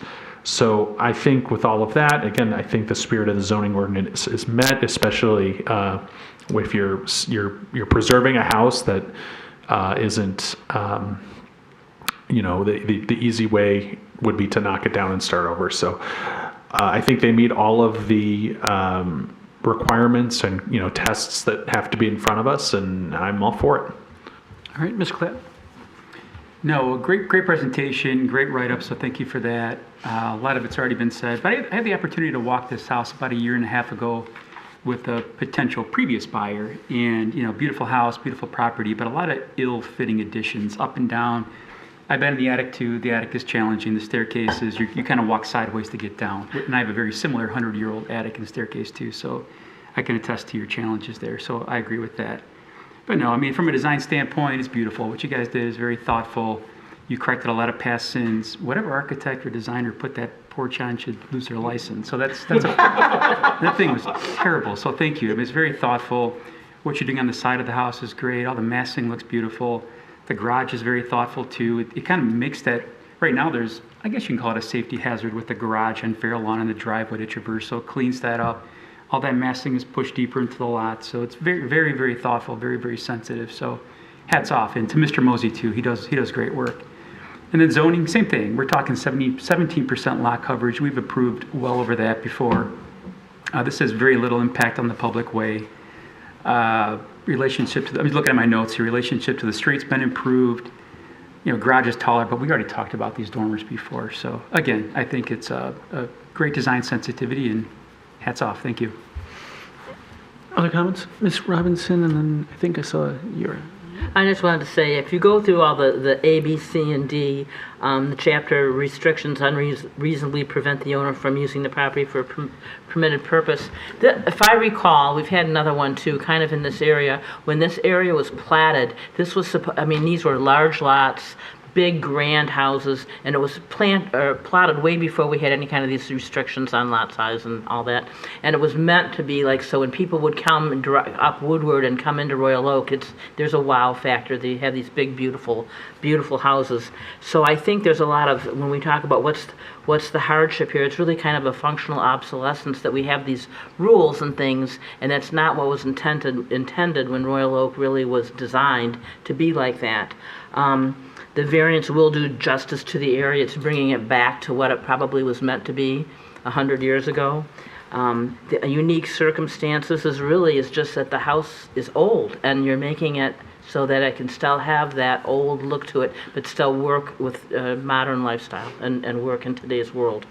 The hardship obviously has not been created by any person having an interest. It's just that the property is so old to bring it back into what should be today. Mr. Reddy. Not for the first time. I have a different opinion on this than the rest of the board, but I'll just go through it. Well, like I said, unfortunately I'm opposed because this is a very nice design and it's been very thoughtfully presented. However, when I read, Section A, that this chapter's restrictions unreasonably prevent the owner from using the property for permitted purpose, I don't see it. It's an existing house, already 3,700 square feet, that is usable for a permitted purpose in the zone. And then when I look at Section B, and this is, related to the question that I had, I do think that a lesser relaxation could could provide relief, because this is a very large request. And I don't see anything unique about the lot that is putting this forward. So that's why I'll be opposed, Okay. Unfortunately. Ms. Levitt. I just want to say on the record again, I'm thrilled to see that you're saving this house. I think I would have a harder time with passing a variance here if you were Frankensteining another awful addition onto that house, but the fact that you're bringing it back and making it what it is and could have been all this time, congratulations. I'll be voting in favor. I know how hard it is to do these renovations when you've got things like old knob and tube, old boilers, you're opening up walls, you're having to make a lot of adjustments, and I know it's not easy, so I applaud you. Mr. Lionweber. Yeah, I too will be in support. It is hard. Old houses are hard. I have an old house. Everything you touch is a bigger project than, might otherwise be.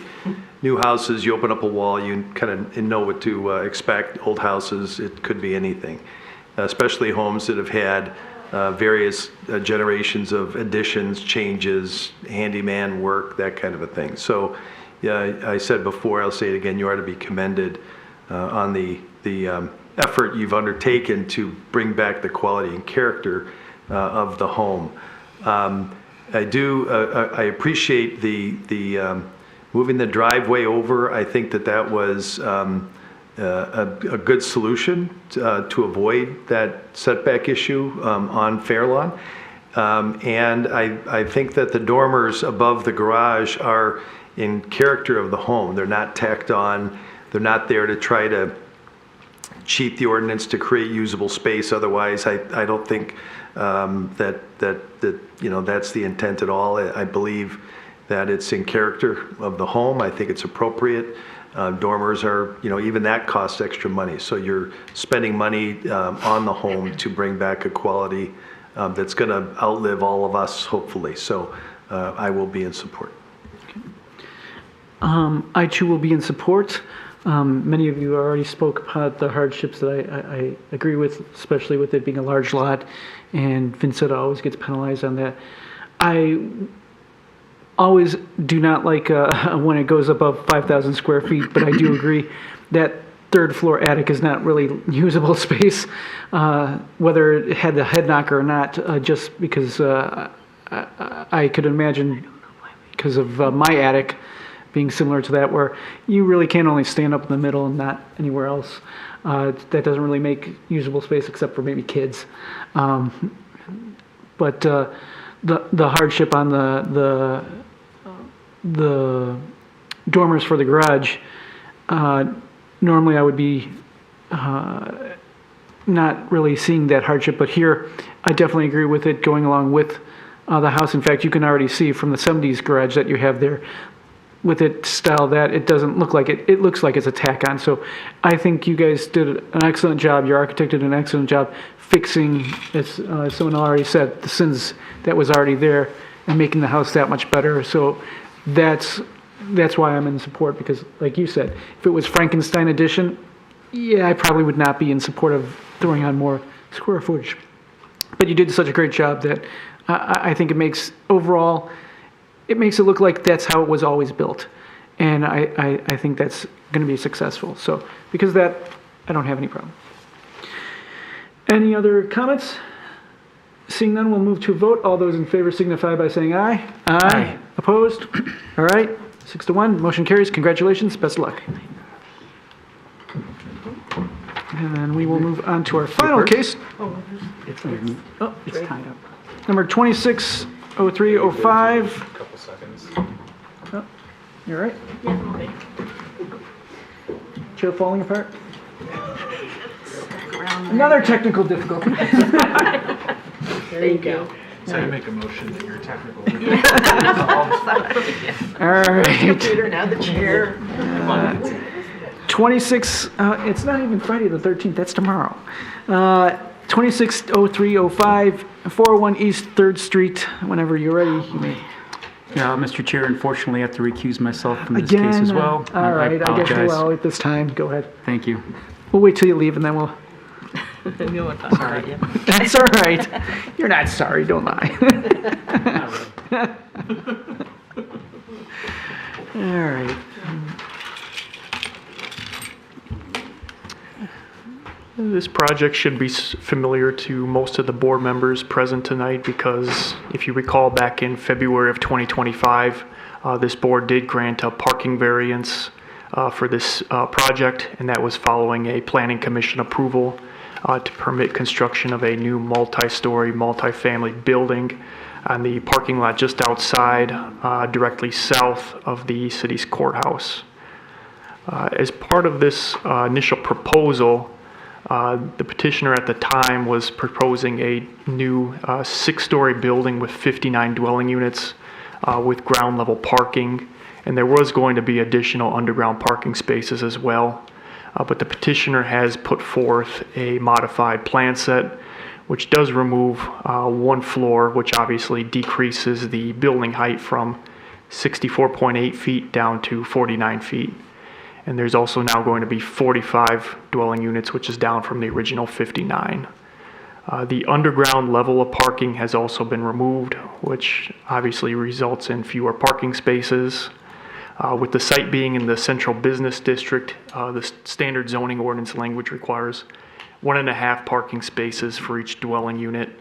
So it would require a minimum of 68 parking spaces, but this new proposal only provides 35 parking spaces.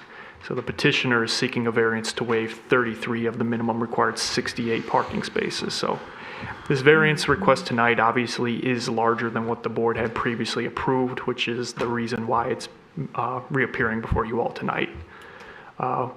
Page 3 on your item packets contains a chart which I think does a pretty good job comparing the differences between the original approved project to what is being proposed tonight. One last thing I do want to point out to the board, and this is from a procedural standpoint, is that if the variance is approved, the Director of Planning did make the determination that these modifications to the plans in front of you would not need to go back to the Planning Commission for reapproval, since the overall footprint isn't changing, the height and the number of units are decreasing, and all the exterior facade materials are remaining the same. So if this variance is approved, the petitioner can utilize these modified plans in order to apply for the necessary permits to begin construction. Thank you. Okay. Questions? Oh, Yes, Ms. Robinson. why did they do away with the underground parking? I would prefer to leave that to the Okay. petitioner. Sure. Yes, Mr. Langweber. So the planning commission has not seen this revised plan? They have not. Isn't it a substantial enough change that it would rise to the level of significant modifications to a plan? I don't believe so personally, and obviously the department felt the same way due to the reasons that I had previously cited. In the narrative, there's quite a bit of reference to affordable housing. Is that a condition of the Planning Commission approval, or how is that an enforced item? That would be a separate issue. I know part of that has to do with some affordable housing from both the state. So if I could make a recommendation to the board, I would not look at the fact that there are any affordable housing units, attached to this plan. Rather, I would advise the board to look strictly at the non-use variance criteria and focus more on the number of parking spaces that are obviously deficient with these modified plans. As far as impact on the area, the city lots that are in the vicinity over here, those are now paid lots. They're not free to the public, is that The correct? ones directly out here, correct. That is now a paid lot. Okay. But otherwise, it's open to the public. It's just for paid use. And then my last question is, in the, I know the zoning ordinance is being updated, but in the master plan, is there any language that addresses the number of parking spaces per dwelling unit in the downtown area? It does, but obviously with the master plan, that is simply a policy guiding document. So we still have to go based upon what the current zoning ordinance, does require. And that ordinance is 1.5? Correct. All right, thank you. Okay. Any other questions? All right, seeing none, if the petitioner is present, you may come forward and present your case.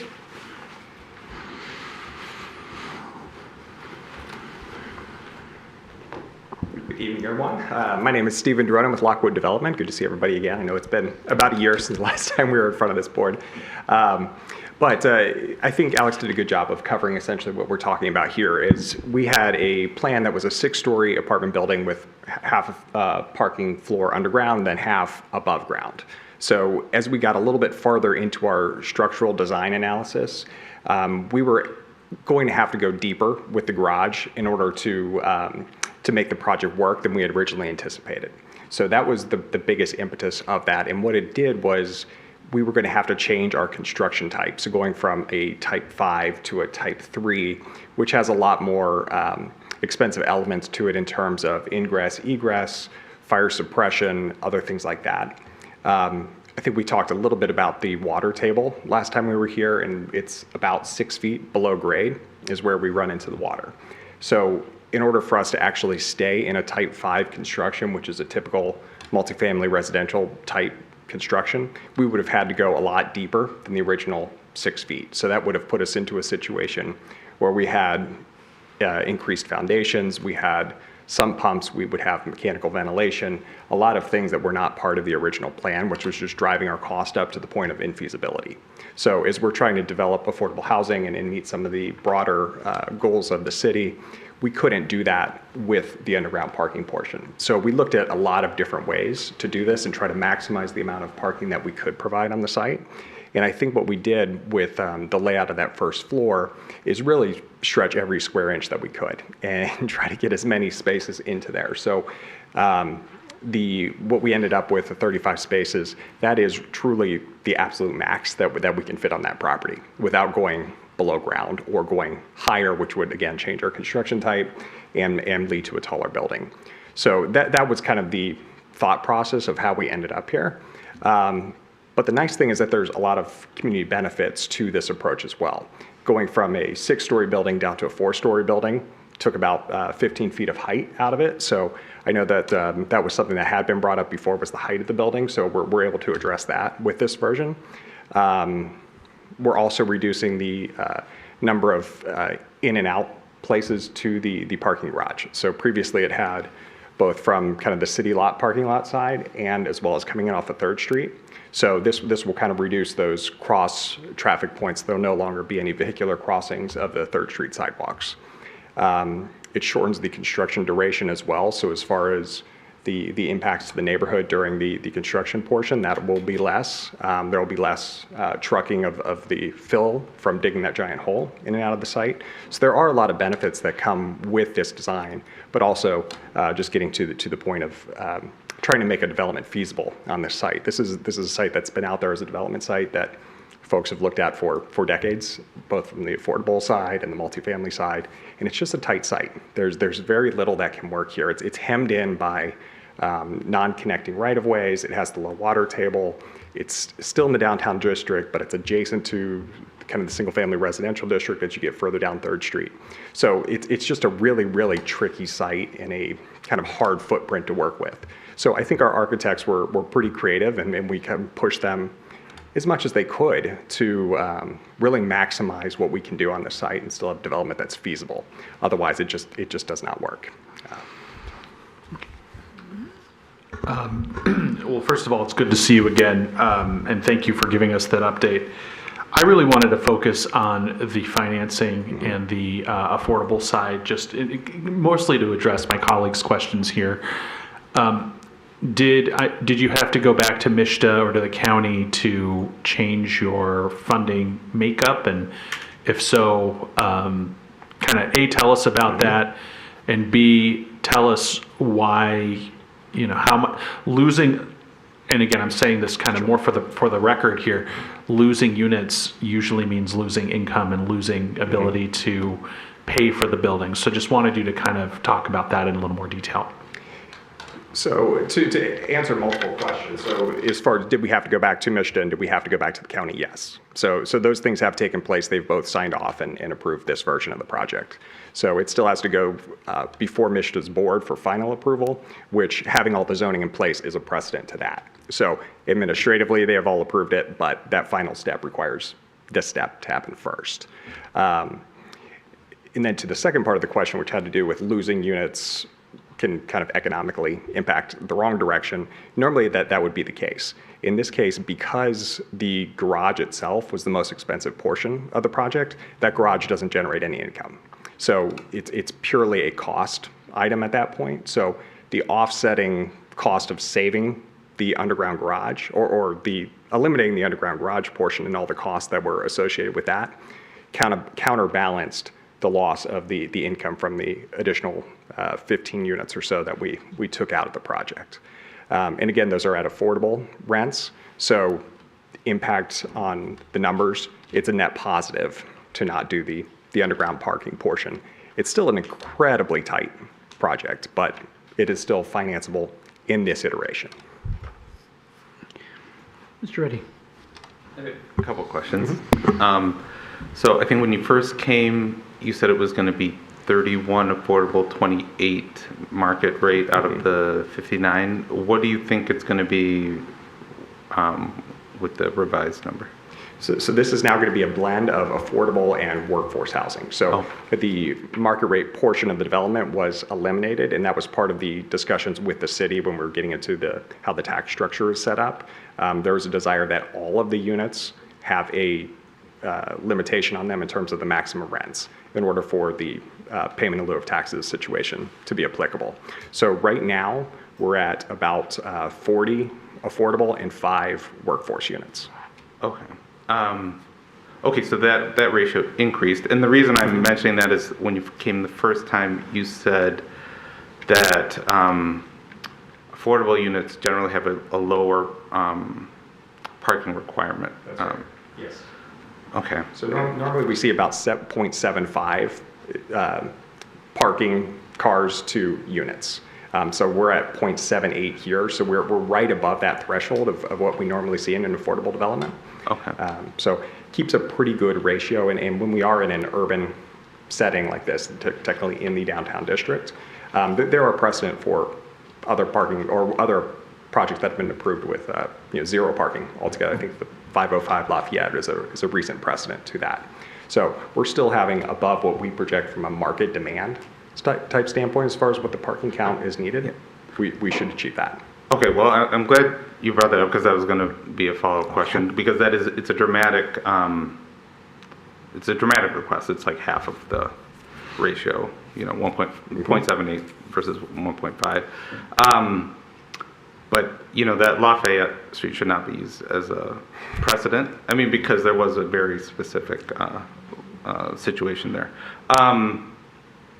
The other question I had is, okay, so there are going to be 45 units, only 35 spaces. So I assume they're just going to be given out first come, first serve, or 10 people, 10 units, just not going to have a spot, right? Yeah, so it'll largely be on a first come, first served basis, but we did talk to the city about the public garages nearby. So obviously this lot here is not, we don't expect them to be parking here, but there is the lot next to the Centennial, or the garage next to Centennial Commons, and we have talked about bulk leasing for those for any overflow. So we would lease them from the city to cover as needed. And then with a lot of ample bus access nearby, a lot of folks will live and work in the community. A lot of them will not use cars at all, we expect. So it should balance out, but then again, we did make sure that we had that kind of fallback of the public garage that will cover if they need that. Mr. Lineweber. I've got a background in construction, and I would just, when I hear parking spaces, right, elevated parking spaces, a parking deck, traditionally about 30,000 a space for a deck, but that's assuming you've got enough for a full deck.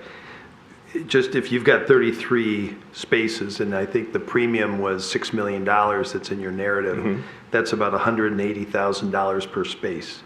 So those are very expensive spaces. So I'm curious how, that extra elevation of parking, because the cost of the space itself, without regard to the rest of the building, is, let's say, $30,000. So you've got quite a bit more built into that. That's the extra cost. Maybe you can address that. For sure. So normally what we see is about 35,000 a space for an above ground garage and about 50 a space for below. But then once we get into a lot of the more mechanical challenges that come with it, that's when it's adding costs that are not directly the garage itself, but the cost to the rest of the building that we would have to do in order to add that. So that's, a lot of it is changing construction types. So that's when we start factoring in everything from the extra fire suppression to the extra staircases that we need, to the extra foundations, to the trucking expenses of taking all the dirt out, the extra shoring up the walls of the garage. So that's kind of an all-inclusive number of what we said our construction estimator said this is what this project version of it cost versus what this version of it cost. So it's not just the garage, it's just the total package together. Did the materials, did the materials on the exterior change? Was there an alteration in the facade treatment? It's pretty similar, but we have gone through value engineering at every step of the project. So trying to make sure that we are being as responsible with funds as we can. But the intent and the look and the feel of the exterior is still the same. So it's a combination of brick and fiber cement board and other things like that. So the materials are the same, but we've streamlined a lot of things. And the building, you mentioned type 5, which is a wood construction. Yes. And type 5, they go into protected versus not protected. It sounds like sprinkled or not sprinkled in the building? It will be a dry sprinkler system, yes. The whole building will be a dry sprinkler system in the tenant units and the dwelling units? Yes. Okay, thank you. Mr. Wolf. So what is a dry sprinkling system? Just a couple sentences. That's getting way beyond my expertise. My understanding is it's basically not pressurized pipes full of water, basically. So there's a fire connection on the side of the building that the fire department would come and hook their hose up to, and that's what runs through the sprinklers. Don't quote me on that because this is outside of my expertise, but that's my general understanding as opposed to a system where it's pressurized pipes that are full of water at all times. This is fire department comes and hooks it up. Okay, I just wanted to make sure I understood that. The other question I wanted to ask is, I know last year when you came, you were talking about, working with, getting a DTE connection and all the other utility connections and things that you needed. Were you able to do that at that point and then you kind of stopped, or did you have to redo the project and then you're going to go back and get all of those other various things that you were working on last year? Yes, so the changes to DT are still the same as what they were from last year. So there's overhead power lines that are immediately on the north side of this site, about 3 or 4 feet off of the line. So by DTE standards, you have to be set back 10, 15 feet from those. So we're working with DTE to actually bury those utilities. So they're in the process of finishing their part of the design, and that'll be implemented as part of this project. So we're burying the underground utilities, relocating some of those things. Other questions? Mr. Levitt? No? Questions. What's the unit breakdown in that building? 2-bedroom, 1-bedroom It's studios? about 50-50 between 1 and 2 bedrooms. Okay, and we've got 0.78 spaces per? Mm-hmm. Yes. Just out of curiosity, if I'm carrying groceries, where am I walking from? Oh, if you're... If I don't have one of those spaces in the Mhm. building, where's the nearest place for me to park? I think if you're not going to park on street to unload, we can look at ways to do that in the garage. So create a kind of loading unloading zone within the garage. That's maybe a 10-15 minute type thing to unload a grocery like that. And there was no option to build a second deck because of funding? To as far as going up? Instead of building a second level of parking? We were starting to get into the change of construction types due to the height at that point. So Okay. if we had 2 layers of parking and then 4 stories, now we're definitely into more of the high-rise type construction. So we're just driving cost up from a different type. So it's not that the garage cost itself, it's the change of building type. So I know you said this is affordable housing, which all for, 100%. Thank you. We need it desperately. Are you getting like MSHDA grants and things to do this? Is this something where the cost is dictated by grants that you're receiving from MSHDA? Or is this something where we're being limited by that? Or is this all private funded or corporate funded? Sure. So good question. So it does have it is funded with the low-income housing tax credits through MSHDA. So that's the primary source of the funding, and then loans on top of that. Okay. So, and with that, there comes your required compliant land use restriction agreements to keep the affordability provisions in place for that 40-year duration. So, yeah, there'll be I covenants with that. apologize. I wasn't here before, and I'm the new kid on the Oh, block, yeah, so I'm that's a great playing catch question. up here. But I just want to make sure we have enough parking. I've been downtown enough times on Thursday and Friday nights to worry about somebody coming home late at night and trying to get into their apartment and having to park 2 blocks away. That would be a concern for me. So. Any other questions? All right, I've got a couple. Sure. And it all revolves around the parking.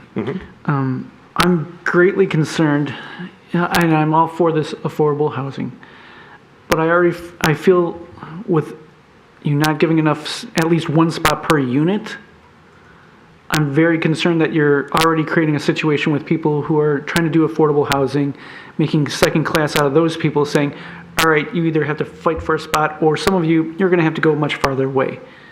Is there a reason why you couldn't have made equal number of units and spots? So if we have, I think we're at 35 spaces in the garage, are you suggesting it go down to 35 units? Either that, or, well, that's one option.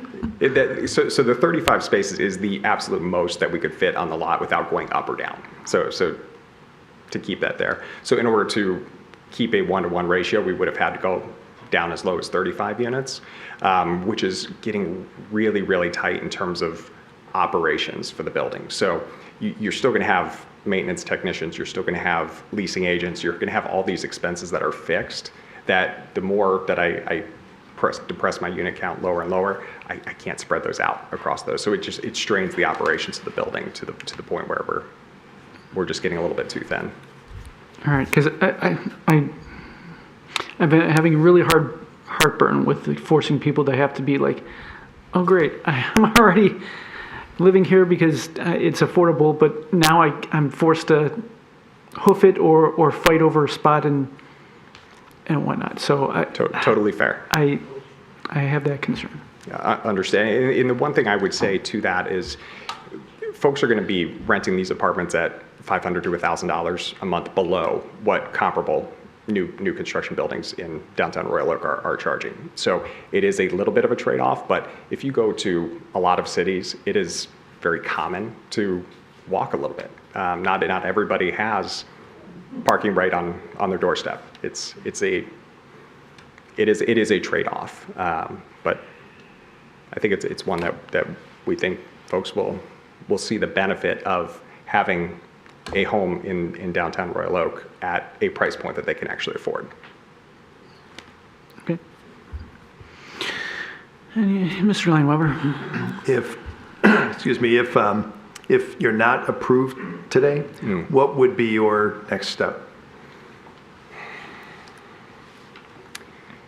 I don't want to be dramatic, but I don't know that there's a path forward without it, to be perfectly honest.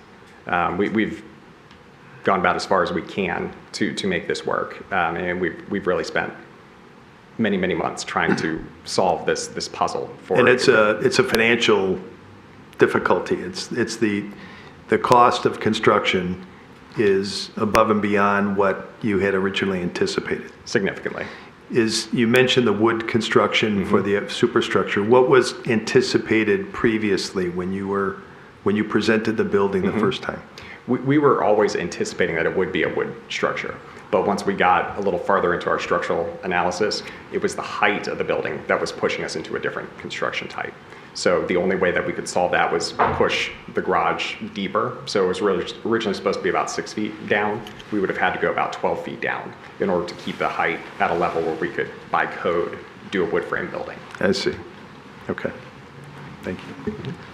Any other, Mr. Wolf? One last question. I know MISTA and the county have approved the financing. I have two questions with that. One, excuse me, do you have any either federal dollars into the project, that could be CDBG, home, something like that? Yes, the city has contributed their allocation of federal funds to the development. Okay, so would you or the city be at risk of losing that money and or repaying it to HUD if we did not approve that tonight?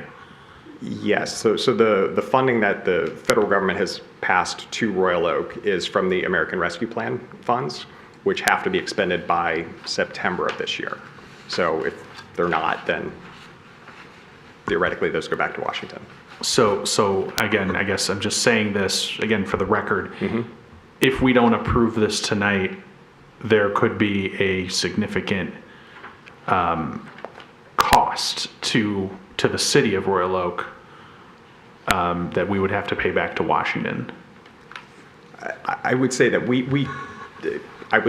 to be fair, the funds have come from the federal government to the city of Royal Oak, and they're still in the city's possession, and they've been earmarked for this project. If they're not expended by September on an eligible project, then they would go back to Washington. So it's basically federal dollars come into the city and go back to the federal government.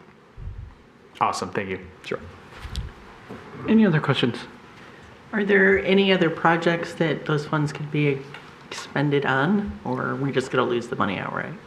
I think that's more of a city question. Okay. Well, I didn't know if you know the competition.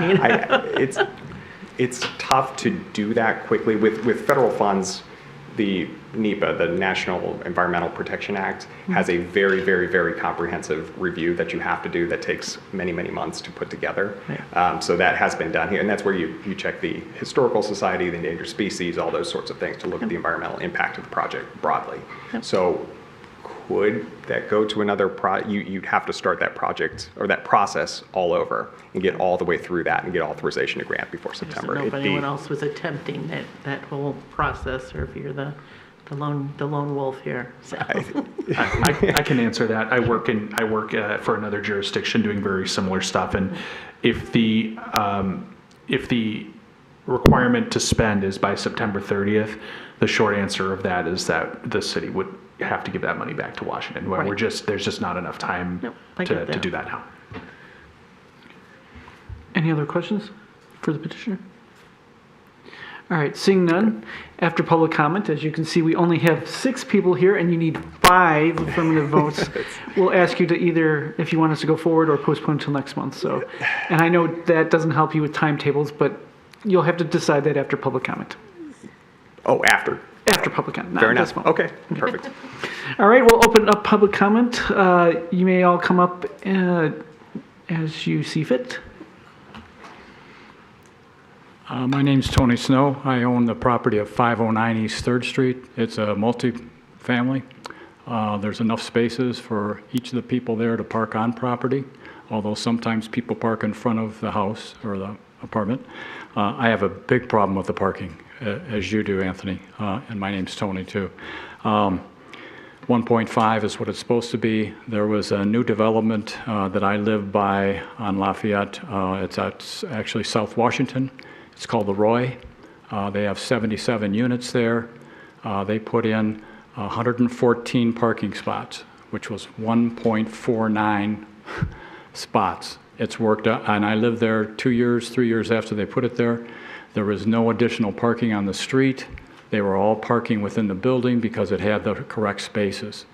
I used to work for a developer in the early 2000s, and I know they want to push as hard as they can, but parking in Royal Oak, I think we all know, is at a premium.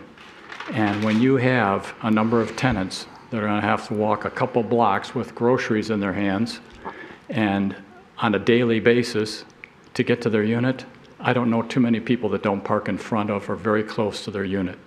The other thing, it said here the 5-story or 4-story. It was kind of a conflict there. Is it 4 or 5 stories? 4? It's 4. Okay. And I can tell you that is a main concern of mine, and I think some of the other people that are going to talk here. I don't know why you couldn't go down 6 feet and then go up 6 feet or 15 feet for 2 levels of parking versus go down 12 feet. So they might consider something like that to get the correct number of spots. But that will definitely flood the neighborhood for parking. And that's my main concern here. So appreciate it. Thank you.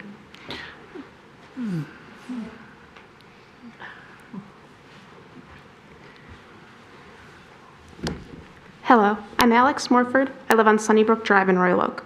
I think you should grant the petitioner the parking variance. First, I would like to mention the City Commission is very aware of and in favor of this housing and has been before them already, as the petitioner mentioned, for some of the tax benefits.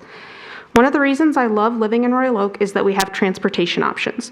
When I come to these city meetings, sometimes I walk, sometimes I bike, sometimes I ride the bus, and sometimes I drive. Our parking requirements seem to assume everyone is going to have a vehicle and always driving, which is not true. Housing, especially downtown housing, does not need the amount of parking we require due to many options for transportation, and most of the city parking garages are newer than the last time the zoning ordinance was updated for parking. I believe the requirement for parking downtown should have been adjusted when the garages were built, but it was not. The master plan discusses many of the outdated issues with parking requirements, but it has not been implemented into the new zoning ordinance yet. And as we discussed, the funding is here now for this housing, and the petitioner can't afford to wait for the zoning ordinance updates, which I heard on Tuesday are going to take about 18 months. So as we said, the funding expires in September. The zoning ordinance is 18 months away. Personally, I have parked in the 11-mile garage many times, including today, and pretty much any time I'm going anywhere in this area of downtown. I've never noticed it full. So if there's ever an additional need for guest parking or resident parking, as they said on peak days, folks could park in the garage and walk over. I timed myself, it's 2 minutes.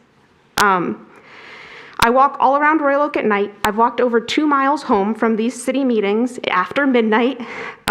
Respectfully, I don't think a few blocks walk in the evening should be a concern that prevents approval.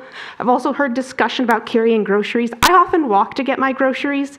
You know, you'll adapt a little bit based on what you're doing. I don't think that we should, prevent someone from having housing because maybe they would have to carry their groceries a block. Additionally, many jurisdictions have standards that have separate lower parking requirements for affordable housing. I've seen recommendations around half of space per unit outside of downtown areas, which this exceeds. Unfortunately, Royal Oak's ordinance did not include any exceptions for affordable housing or reductions, which is a disservice to our community members who will greatly benefit from affordable housing and are less likely to have vehicles they need to park. Please consider people over parking. Respectfully, would you rather we not have affordable housing? Because that's the option that's before you tonight. And so please allow this parking variance so we can add much needed housing. Just as an anecdote, last week I was speaking with a single mom in Royal Oak. She has a GoFundMe to pay her rent. She really wants to continue living in Royal Oak. Her kids go to Royal Oak schools. This is her community, but she's really struggling with the cost. And this housing is really needed. And you know, this is something before you, and you can make a difference today. Thank you. Thank you. Next person.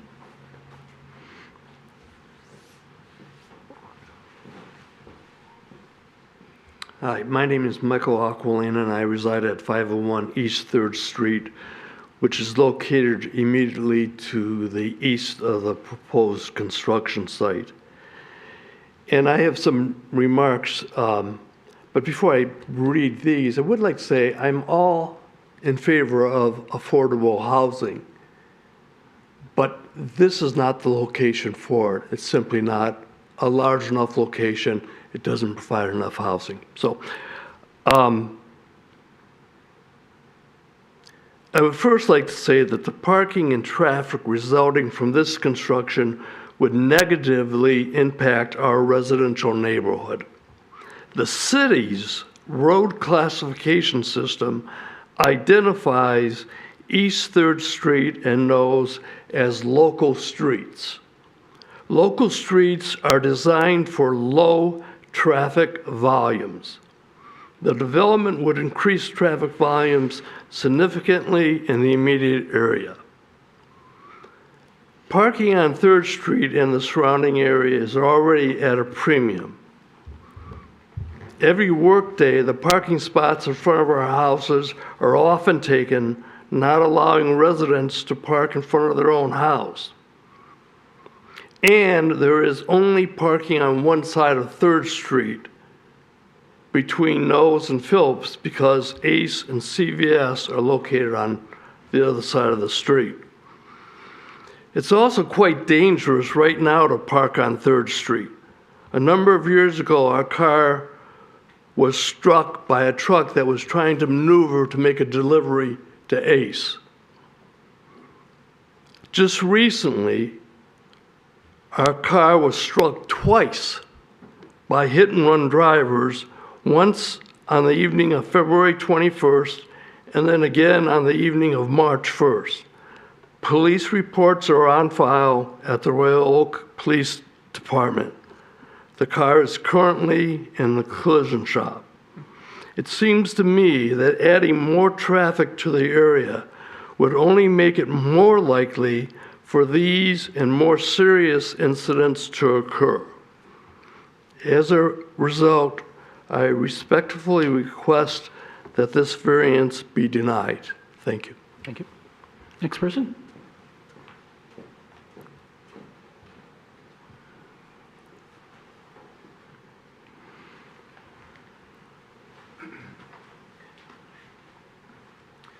Good evening. I'm Bob Wayner. I live at 527 East 3rd, right down the street here. And I'm very concerned about the parking. Being that we're so close to downtown, we already are impacted by all the festivals, all the weekend things, people going to the bars. I mean, it's really difficult because people want to park there. They want to park for free and without really regard for the neighborhood. So I think when considering this variance, which is pretty excessive, you got to consider the neighborhood. And people, I've been there my wife and I have been there for 40 years. Our neighbors, same way.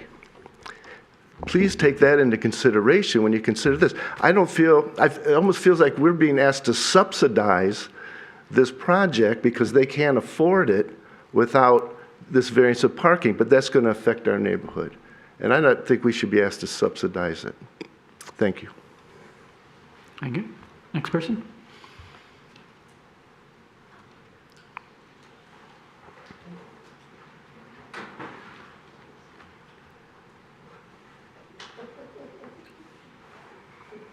Hi. That was my husband. So, as he said, we live right there on 3rd. And I understand people, you're talking about carrying stuff. We go to the farmer's market and stuff like that. We've always had problems with people parking down 3rd. And I understand there's transportation, but there are a lot of old folks here that can't walk that far. And I would like to be able to park in front of my house. Or talking about parking, not everybody is going to be walking or taking a bus or whatever. This is a motor city town. Everybody has a car. Everybody has a car. I mean, the houses, there's 2 cars. We don't have enough parking in this area, and those variances should not be allowed. Thank you. Thank you. Thank you.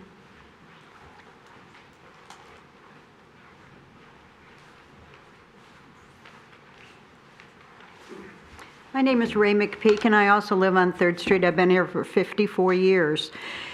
And part of the problem is that people do love Royal Oak. They love living in Royal Oak. When they decide to move to bigger homes, they hang on to their homes in Royal Oak and they rent them.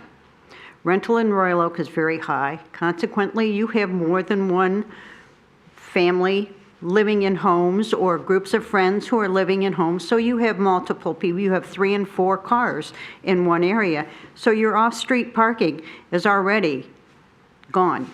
You have restaurants that you've allowed to open that have no parking.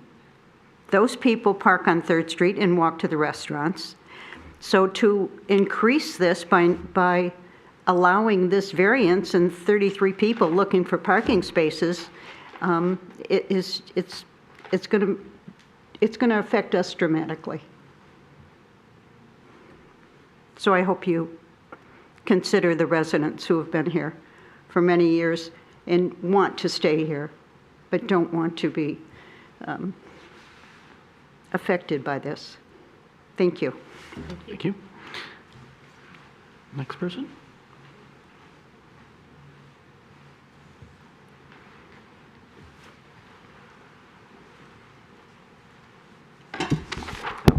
I'm sorry. Hi, my name is Sean. I'm a resident of Royal Oak. I live on Northwood. Okay, I just want to say respectfully, you guys have to be here every 2 weeks. I respect the job that y'all do. This is hard to sit here every week, and I get that. I do just have to say I support this variance, and this discussion tonight is kind of a masterclass in why we have a housing shortage. So these are affordable units, which are in short supply. We have a shortage in Michigan of over 100,000 units of housing. I have been to multiple of these hearings where we've said that if we do one more thing, we have too much or not enough parking. Like, people are just going to leave in droves because we don't have enough parking. Royal Oak does not have a parking crisis. I've heard that every single time for years now. We are fine with parking. Okay, this is affordable housing which we need. Okay, there are homeless people. I heard a comment about we don't want them to feel like second-class citizens. So the option is they won't have a house because we're worried about they might have to find a parking space, which we've already covered. The petitioner did the math, does a study on this. Not everybody owns a car. I know that's hard to believe, but it's really true. Not everybody owns a car, and a lot of people only own one car. This is, again, I respect it. I get you guys have to sit up here, and I don't. I get that.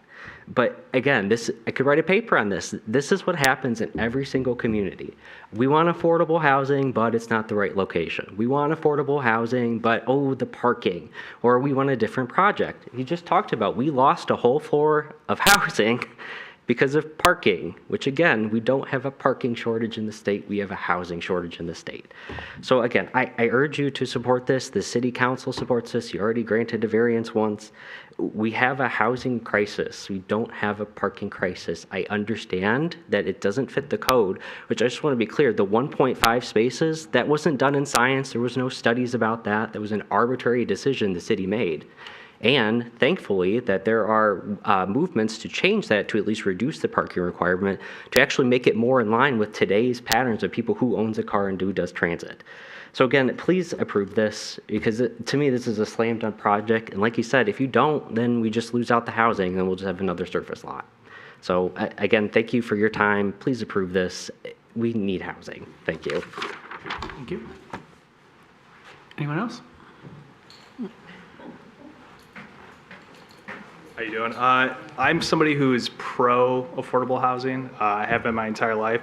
I think the issue with this, though, is that some of the residents that don't have a problem with this don't live anywhere near close to where this is being built. I run on 3rd Street at 509.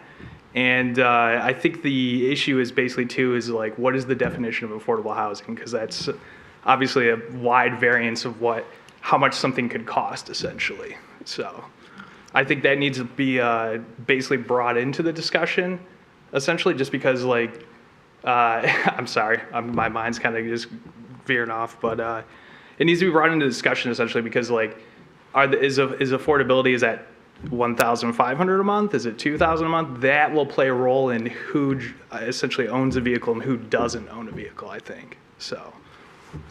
Thank you. Anyone else?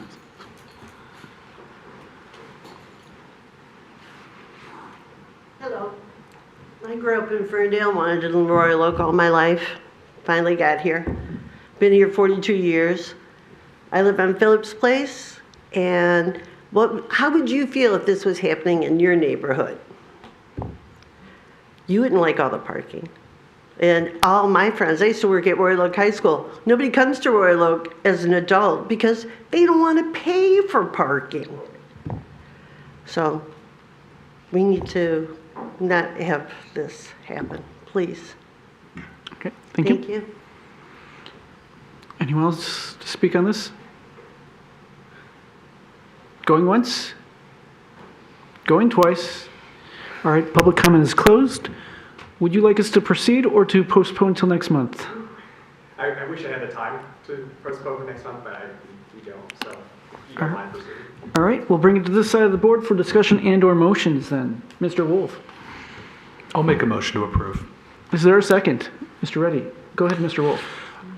As many of you know, I work in affordable housing for another jurisdiction here locally, and I can say that just to kind of say a little bit about the affordability without having looked at the plan, so I don't know the specifics. I can say, though, that the rents that will be charged are very strictly enforced by the federal government and by the state of Michigan. It is a sliding scale based on how much the person earns and how big their family size is and bedrooms. There's a whole formula. I guess what I'm trying to say is that this developer cannot just charge what he thinks is affordable, versus anybody else. It is very, very regulated. I will say too that, I think one of the things that also, which was brought to us today about the American Rescue Plan Act money, is that money has to be spent right away. Again, that money has been allocated, and we're just not at the point right now where we can say, oh, I want a better project, or I want this, or I want that. Again, this money has to be spent. Otherwise, there will be legal consequences for the city of Royal Oak, and I don't think that that's in anybody's best interest. The other thing is too, and again, I want if the petitioner can correct me if I'm wrong on this, but with the definition of workforce housing is essentially, again, it is set by, I believe, the state, maybe the federal government. I don't remember which one. But again, it is for those people that, for example, might make too much money to live in quote unquote affordable housing, but otherwise perhaps couldn't, afford to live in a place, that charges, $2,000 a month or whatever that number is.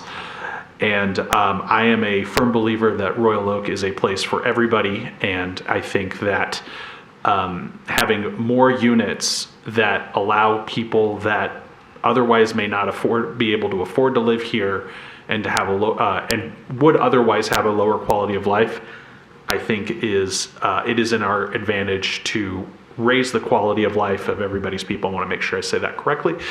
And again, I think that the benefits of lower commutes, more money being spent in the community, the city not getting in trouble with Washington, I think those are all things that are really important for the city, and for that I will support the project.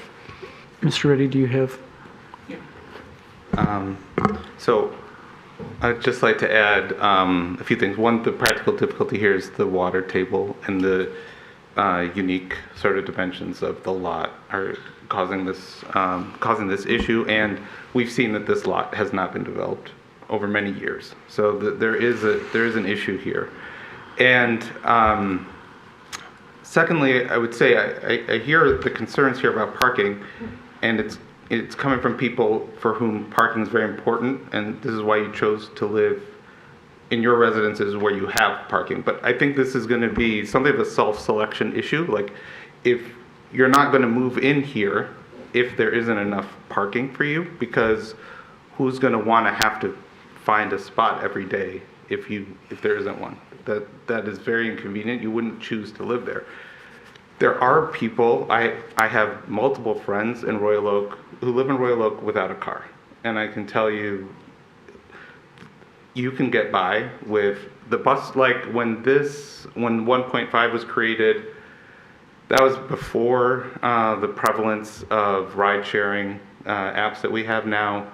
The bus service has improved. We have more routes and increased frequency here in Royal Oak, and particularly locally here. There are a number of buses that run 11 Mile. There's also the transit center. And as was mentioned, we have more parking garages now too. So I think there are several factors, and also, as the petitioner mentioned, based on the type of unit, these affordable units, he was saying it's 0.75. This is a very small increase over that. So I think those are the factors that I would say make the chapter's restrictions unreasonably preventing them from using this for permitted purpose, which they do have site plan approval. So that's all I was going to add. Okay. Others, Mr. Robinson and then Mr. Langweber. I was opposed to this when this came up a year ago because it didn't have enough. I guess I should turn this on so you can hear me. Is that better? Oh, come on. There we go. Because it didn't have enough parking places. I love the style of the building. I love the location where it is. I love the fact that it's affordable, that people, I'll tell you what, right now, you know, a 3-bedroom house for rent, even north end of Royal Oak, easily $2,000, $2,500 a month is not an unreasonable amount of money. Royal Oak's an expensive place to live. So having an affordable housing is great. But what this boils down to me is money. And it's just, this is a great piece of property. It's just too small for what they need to build here for the developer to make their money on this. It just needs a little bit bigger space to put the right parking in there because people have cars. I know everybody says, well, they can park in a parking structure, but I personally could not live here and carry my groceries from the parking structure that far.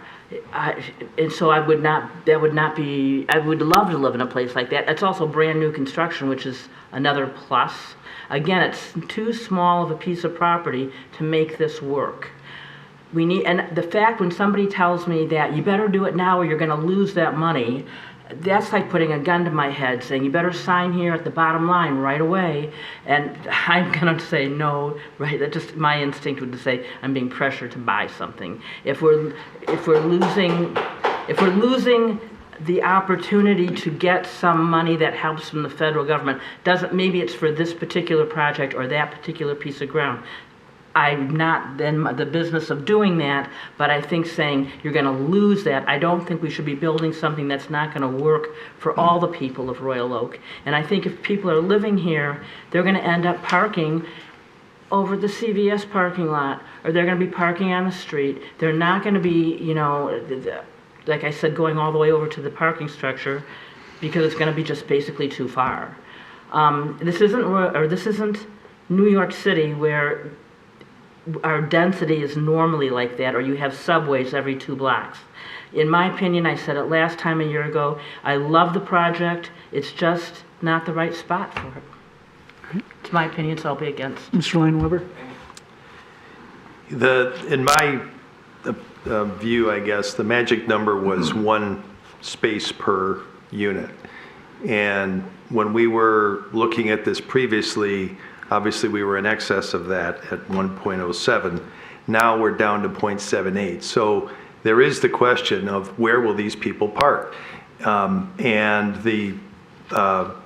mean, really, if you look at the neighborhood, that's going to be where they're going to go. It's going to be on-street parking in the neighborhood around it.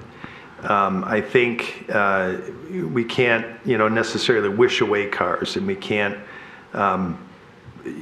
While those that are biking to work and that kind of thing, are people living truly without a vehicle, or they're just not using it that often? I think that, we are still in a car culture, I think overall, at least in this area. And we're not in the downtown. I mean, we're on the fringe of downtown, certainly, but because we're at the border here, it does put a pressure on the neighborhood to sustain the extra level of parking that is going to happen. You've got a paid lot next door, and you've assured that you'll do a lease arrangement of some sort with the city.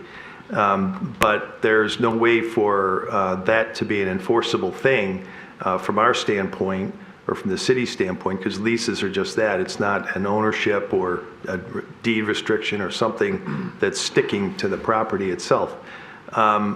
So, I look at this and say, it's going to put pressure on the neighborhood.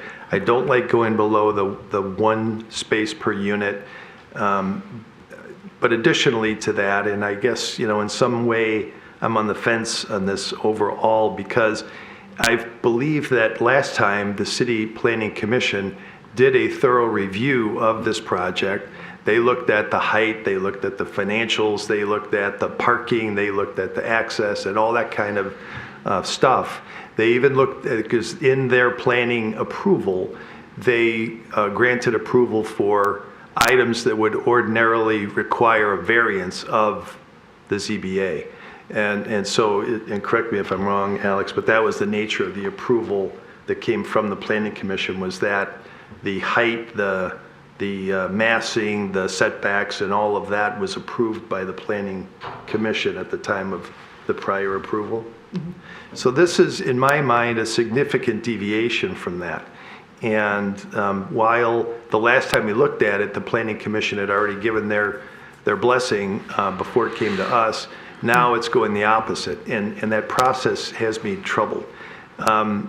If there were a motion to, as a condition for the Planning Commission to re-review this project, I may be more sympathetic, but I think at this point, with the way it stands as presented and the motion that's presented, I would not be in support. Any other comments? Oh, I'll Ms. chime Levitt? in. Yep. So I love this building. Looking at, like I said, I am the new kid on the block here. I was not here when you did the presentation last year. I am so in favor of affordable housing, and I am looking at this project and I want nothing more than to say, yeah, let's do it. I mean, the reason I started in restoration was so we could have more affordable housing. It was taking clients out. I realized that the cost of housing is ludicrous. I see it every day. There is nothing that gives me greater pleasure than putting a first-time home buyer in a home, or finding a great rental at a great rate for somebody that wants a home. But I am looking at this building and the location of it, and I realize you're young, beautiful, you have all kinds of energy. I can tell you, walking from that parking garage to this building for me would be a burden, especially if I'm carrying groceries, whatever. And I guess you can drop stuff off. And again, if we were in New York, we have subways and great public transportation. I would love great public transportation and affordable housing. Those would be two things I would be completely gung-ho for. I really don't think that we have either. And I just think this needs to go on a bigger parcel. I feel like it's a great building, it's a great project. Putting it in a downtown area where parking's already at a premium, across the street from neighborhoods, there's neighboring houses that would like to use their own street parking for their property. There's no way this is not going to hinder that for them. And, I've been in Royal Oak, I've lived here since 1983, and you have to kind of respect the people that have been here, and they've paid their dues to the city and paid their dues to the community, and want to, have the ability to park in front of their own house. And, I think if these were all 1-bedroom units, I'd be a lot more likely to go for it, because I think we'd have more to the one-on-one parking ratio. The fact we have so many 2-bedroom units in here, I just don't see that ratio is gonna, If they work in downtown Royal Oak, great. If they work from home, great. But if they have to drive to a job, they're going to need a car. And I don't think 0.78 is a good enough ratio. So for that reason, I'm unfortunately going to be opposed. I would like to move it somewhere else where this parking is not going to be an issue for the tenants in the building or the neighbors in the neighborhood. Mr. Reddy. So I'd just like to reiterate for those who are worried about the parking or don't think it's possible that anyone would want to live here without a car. I try not to make this personal, but I do have friends who live in Royal Oak and they don't own cars. They are people who would probably want to move to this unit. People who need 2 cars would not want to because they wouldn't have parking. And I would say that personally, my partner and I live in a house. We have 1 car, and it doesn't get used every day. I take the bus to work if they need the car. Otherwise, so it's a 0.78 ratio. If 3 units have 1 car and the 4th has no car, this will work. And it's going to select the people who want to do that. Yeah, some people don't want to walk and carry their groceries in. I bike my groceries home. So there are people who are going to want this type of housing if we make it available. There are people who aren't going to want it and they're not going to move there. That would be the point I would make. Mr. Wolf. Alex, I guess just to go to Mr. Lineweber's comment, would it be possible for us to punt this up to the Planning Commission or Mr. Grunchowski? Is that legally, can we do that? I don't think that would be necessary, given the fact that the building, based upon the proposed modifications, is not increasing in size or footprint, or I guess you could say unit intensity. It's going in the opposite direction. So with that being said, based upon those modifications, staff doesn't feel the need that it needs to go back to the Planning Commission for further review. Can I ask one more question? Sure. The gentleman had mentioned leasing or buying space in another lot. Is there a way that we can somehow fit that into a proposal to get up to the number of spots It would be that we need? inappropriate for this board to try to incorporate that into any type of condition or any type of motion.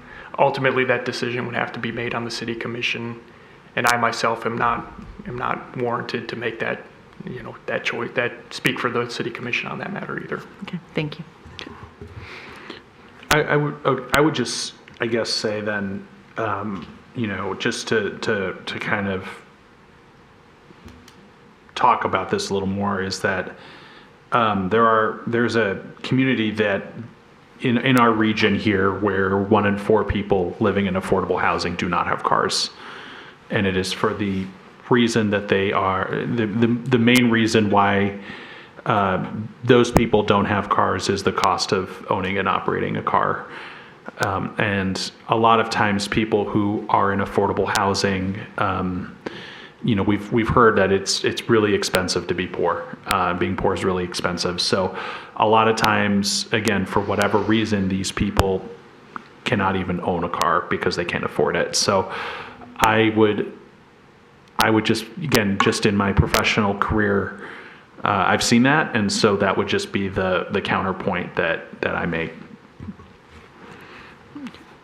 Any other comments? All right, I'll speak my piece then. I'm having a really hard time supporting this. The 1 space per unit before, I was struggling with that, but I was fine with it going on that. However, now we have 45 units, 35 spaces.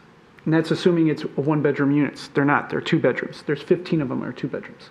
So already you've got essentially, potentially at least minimum 60 people living in this building, 35 spaces. So that's, if you want to assume nicely, less than almost half a car per person, or per, what I'm getting at.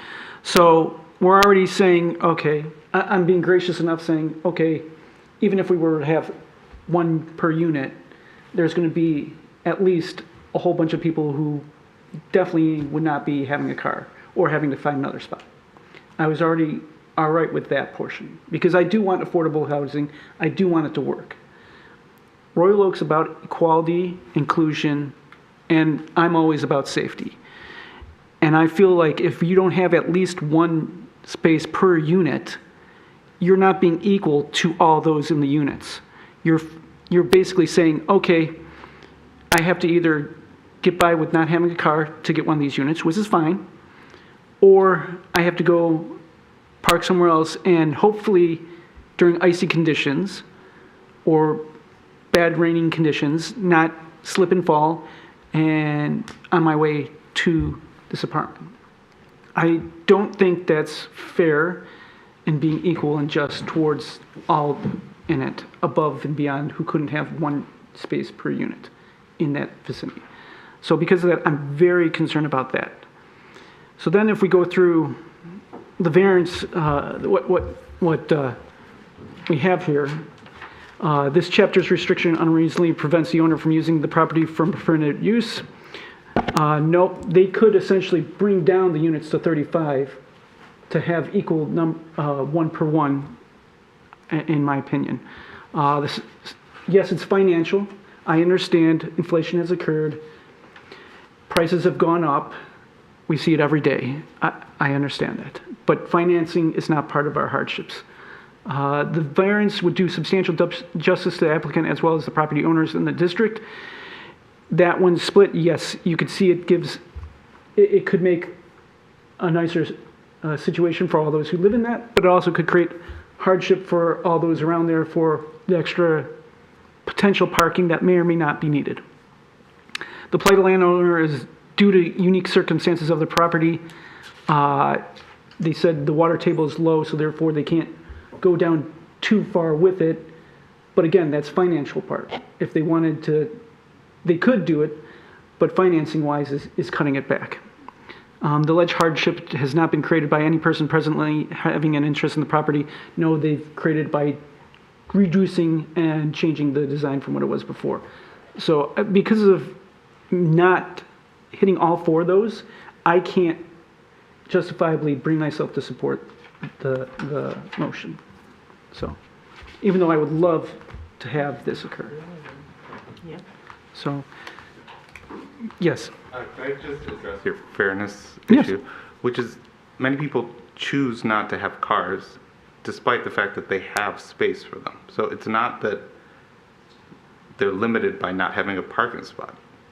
People choose not to have cars. Those people will choose to live in the unit that doesn't have a spot assigned. I understand that. I'm just saying, out of fairness, what happens if everyone who wants to apply this happens to all have a car? I agree, I understand that it could be no one has a car who wants to get in this.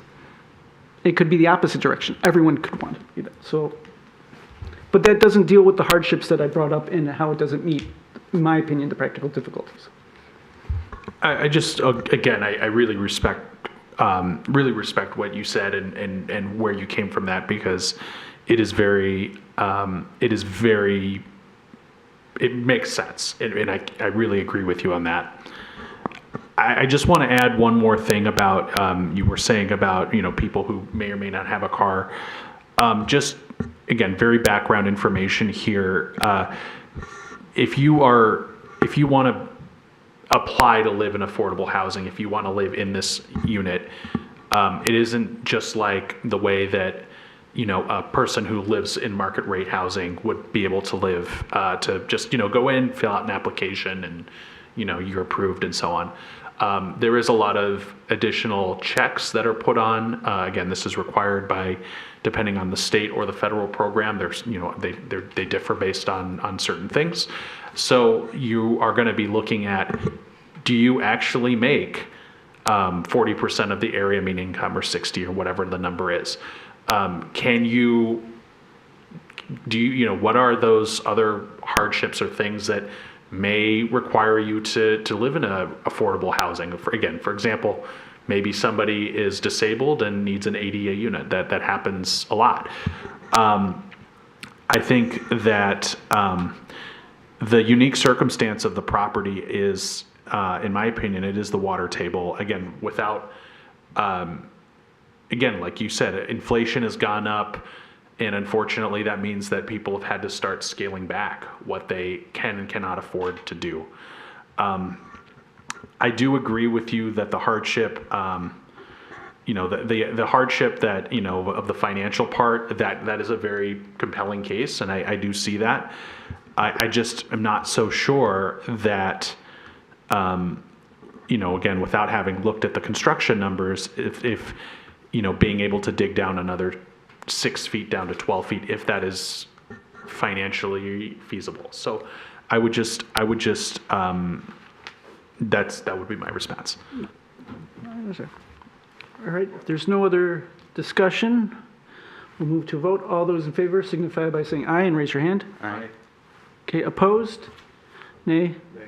All right, the motion fails 2-4. Is there any other additional motions then?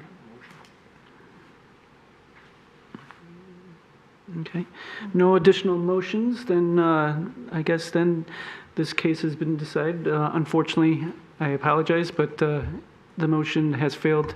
Just so we have a clear bill on the record for that we tried both options, Okay. I think it would be wise for the board to also make a counter motion to deny. Is there someone for counter motion to deny? Mr. Lineweber. I'll make a motion to deny.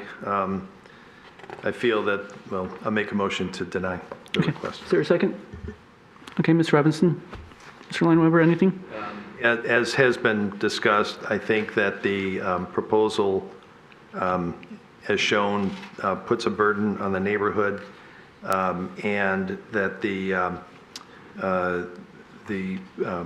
all the criteria are not met. I believe that particularly item B, that the variance would do substantial justice to the applicant as well as to other property owners in the district. That particular point for me is quite important, and I feel that it does put a burden on the property owners in the area. Okay, Ms. Robinson? I agree 100%. Okay. Anything else? Okay, all those in favor of the motion to deny, please signify by saying aye. Aye. Opposed? Okay. I don't know if that officially carries, but it's officially recorded.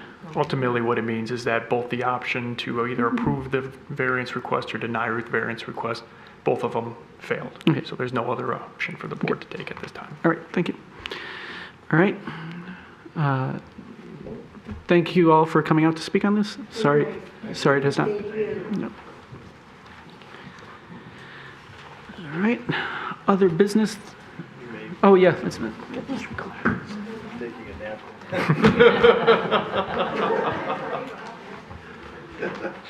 Should finish the lights off. Alex, can we recess for like 5 minutes? Or never mind, forget it. He's coming back. Let's knock this out. Okay. All right. All right. Then, is there other business? Sorry. Yes, Mr. Lineweber. We've had extensive discussion tonight about the adult-oriented commercial enterprises, and the sense is that the ordinance, as it is today, is proving to be difficult with current understanding of how some of these businesses operate, perhaps some of the limitations that are being placed upon people that want to be in those businesses or develop them. Back in the November 11th meeting of the City Planning Commission, staff had introduced a letter memorandum to the Planning Commission. It was dated October 16th, 2025. I'd like to distribute that, and then perhaps we just have a conversation about it and see if there's anything further that we want to do as a board. And while it's going out, what I'll say is this was a memorandum from planning, the division, so the staff wrote a memorandum to the Planning Commission outlining concerns with the current status of the ordinance and some of the cases that were coming forward or potential pitfalls of the ordinance as is. I think it is it's comprehensive, and just lifting one sentence out of it, it says on page 2, kind of near the top, it says, "Now is the time to modernize the city's zoning ordinance provisions regarding adult uses to ensure continued compliance with evolving constitutional standards." And, we are here by state ordinance and the criteria that we use to determine whether something is approved or not. And so our mandate is to follow the rules as well as protect and preserve the ordinance.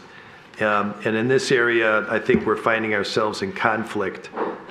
So what I would request, and maybe some discussion, but perhaps that there's a motion from the Zoning Board of Appeals to the Planning Commission or to staff to say, please revisit this and make this a priority, whether it's a patch, between now and the writing of the new ordinance, or to just highlight its importance within the new ordinance itself. So just comment maybe. I was going to suggest perhaps maybe in a similar way that we did once the zoning ordinance was starting out, perhaps we do some kind of joint working session with the Planning Commission to kind of talk about that in a way that would make sense moving forward. It's just a thought. It's not a motion. I know we did that in the past, and I know it was very well received. It was done in the fall, but yes, I was going to say, what Mr. Lineweber suggests, is that something that we would normally do? I don't recall we have, but other than just bringing up this topic, and then they, of course, watch our feed and understand that. If the board would like, and this is just one potential option, is you could make a motion for staff to bring this concern or any type of change you could perhaps want to see in a text amendment, and we can present that to the Planning Commission at their next possible agenda. I can't guarantee that the Planning Commission would be willing to make any text amendments at that time, but that is one potential option. Were you going to say something? Yes. Sure, if you allow me. Yes, please do so. Already on our radar to potentially look at that, but we have the added challenge right now, or the added time frame of the new zoning ordinance. So I believe the direction is to examine that particular subject in the new draft, but again, that's now 17 months away, 16 months away, originally 18-month time frame. I have a working list of zoning ordinance or other amendments to the ordinances that we looked at. That is one that was placed in there, but it's kind of been placed on hold with a lot of other things going on. But certainly one of the things that you as a zoning board does that drives ordinance changes is if you see a constant theme of a variance consistently presented to you and you consistently grant that, then that should drive change to the zoning ordinance. Obviously, as you recognize clearly, it has to go through Planning Commission and City Commission. I could tell you that particular issue is on my list. The question is whether or not we're at a point where the City Planning Commission and or City Commission want to wait and do it within the time frame that we've allocated for the zoning ordinance rewrite, or is it something that needs sooner addressing? I don't know the answer to that. That's maybe a planning / City Commission question, but I can tell you, yes, it's on our radar. I don't necessarily need a resolution or a motion to do that. If you so desire, you can, as Alex suggests. There's a number of different ways to examine that. But right now, it's probably about a year and a half away. A little less because we're into the process. So I would say the initial estimate was 18 months. We're about a month into it now, I would say. So that's why I say about 17 months. And that way, that really fixes the problem. I If believe they- so. That is on one of the talking points to And is consider. there a way to do it quicker than that? No, because the It's gotta go massive through those undertaking things. of Okay. the Okay. rewrite of the zoning ordinance Okay. is going to take that long to analyze and Gotcha. really vet. Okay, that kind of answers it. Did you have your hand? Yeah, I would ask Mr. Lineweber if he would want to maybe meet with either the city commission or the planning commission to get more. When did we do that last? We did that in September, I believe, right? Yeah, If I yeah, recall yeah. correctly. Yeah, 6 months ago. Personally, I think this memorandum does a great job at outlining the challenges as it is today and some of the items that could be addressed. I don't know that we have, at least I don't, have any specific language that I would propose for a change at this point, other than it's, studied and perhaps reinforced or resolved or whatever the right outcome would be by those that are reviewing it. So I would not, I don't think we need to meet face to face. I think this memo does a good job. Okay, yeah, no, that makes a lot of sense. Pages of small print for this one. Again, I acknowledging that every single thing we do here is on a case by case basis. I do understand that a ordinance that was written before I turned 10 years old is probably not appropriate for somebody who is, the way that things have changed since then. So I agree with you on that. So again, acknowledging that everything that comes in front of us is case by case. I'm not looking for a motion at this point. It was really just comments. So Okay. unless somebody else would like to introduce something, I'm fine. Thank you. Okay, Thank you for yes, thank you. passing this out to all of us. That's very good. Don't read this, yeah. All right. Which case now we come to, if there is any other business? No, all right. Public comment, if anyone would like to come forward to speak for public comment, you may do so at this time.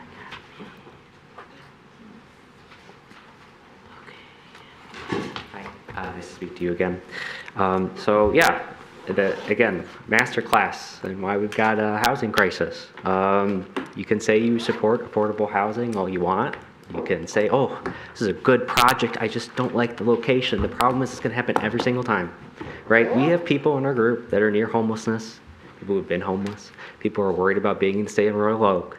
I cannot wait to tell them that, don't worry, the zoning board protected your right to be able to carry your groceries to your house. Oh, but we didn't build it because we were more worried about the groceries. Yeah, that's what happened. And again, please speak to our group. Like tell Any day. people. Okay, yeah, and I want you to do that. Please speak to our group about how you think parking is more important. Which again, I respect the fact that you here have to come here every 2 weeks. I don't. I get that. Okay, but again, this is why. Every single community does this. Like, this is why we're supporting statewide change. There's many bills in the state legislature right now to stop this from happening, right? You guys make arbitrary decisions about what you think is appropriate. We made the correct comment that the adult use ordinance is inappropriate for today's time. I agree with that. BTW, there's no difference between microblading and tattooing. They're the same thing. But you thought that was inappropriate, but a parking ordinance that was also made at that time that is also inappropriate, that was God's honest truth, and that we're going to stick to that, and we're just not going to question that.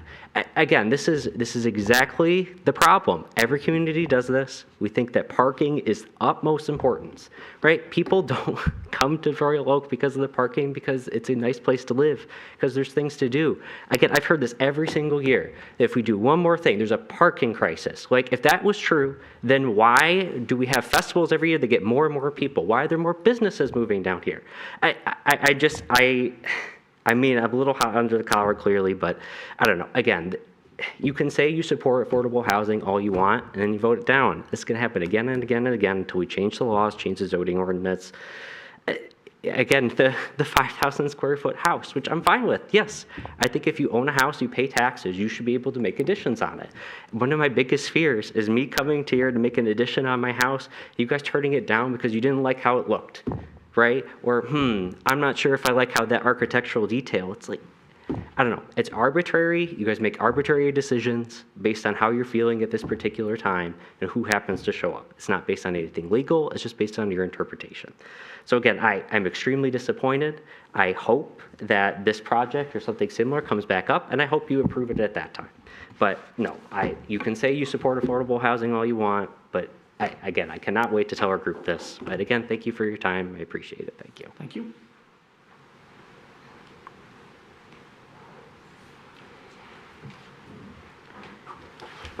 Alex Morford, I live on Sunnybrook. I usually put a lot of time into my comments. I guess I didn't come up with a comment for, you turning down 40 families, 45 families. It's really disappointing, right? Like my colleague Sean said, you approved a 5,000 square foot house today. I have no issues with that, but the zoning ordinance does not directly allow a 5,000 square foot house, and you all saw the differences there and approved it. And when this housing for 45 families came before you, you decided that that was where you drew the line. You couldn't see beyond your life with 2 cars. It's really disappointing. There's 45 families that aren't going to be able to live in Royal Oak. We're talking about a surface parking lot. We chose a surface parking lot over housing for 45 families. We were worried that some people, it might not be the right housing for them. Not every house is right for every person. Different people have different needs. And what you all decided is to take the choice away from people. You decided that you didn't want to build housing, that you wanted a surface parking lot. You all decided that the neighbors currently on the street own the street parking. No one owns the streets. Our streets are a public good. It's really disappointing. I don't want to say much more. I don't want to say something that I'll look back and regret. I'm sad today. I'm really sad. I hope you all think back and you think that this was a sad decision, right? Because today we saw differences in the ordinance, right? We saw that our adult-oriented uses weren't up to date. We saw that our square footage requirements weren't up to date. And then we looked at the parking and we said, whoever made this parking must have been right, even though the city has changed so much, even though this was a unique project, and I'm really sad. And I hope that, you reflect, and if this comes up again, that it gets through. Otherwise, I don't think we get to talk about equity and inclusion in Royal Oak when we get the chance to build housing that would actually be affordable, and we turn it down. I don't think you get to, claim that you're in favor of equity when you do that. Thank you. Thank you. Anyone else? All right, going once, twice, public comments closed. Motion to adjourn, is there? Anyone? Mr. Reddy? Is there a second? All those in favor signify by saying aye. Aye. Aye. Opposed? All right, motion carries. We are done. See you guys all next month.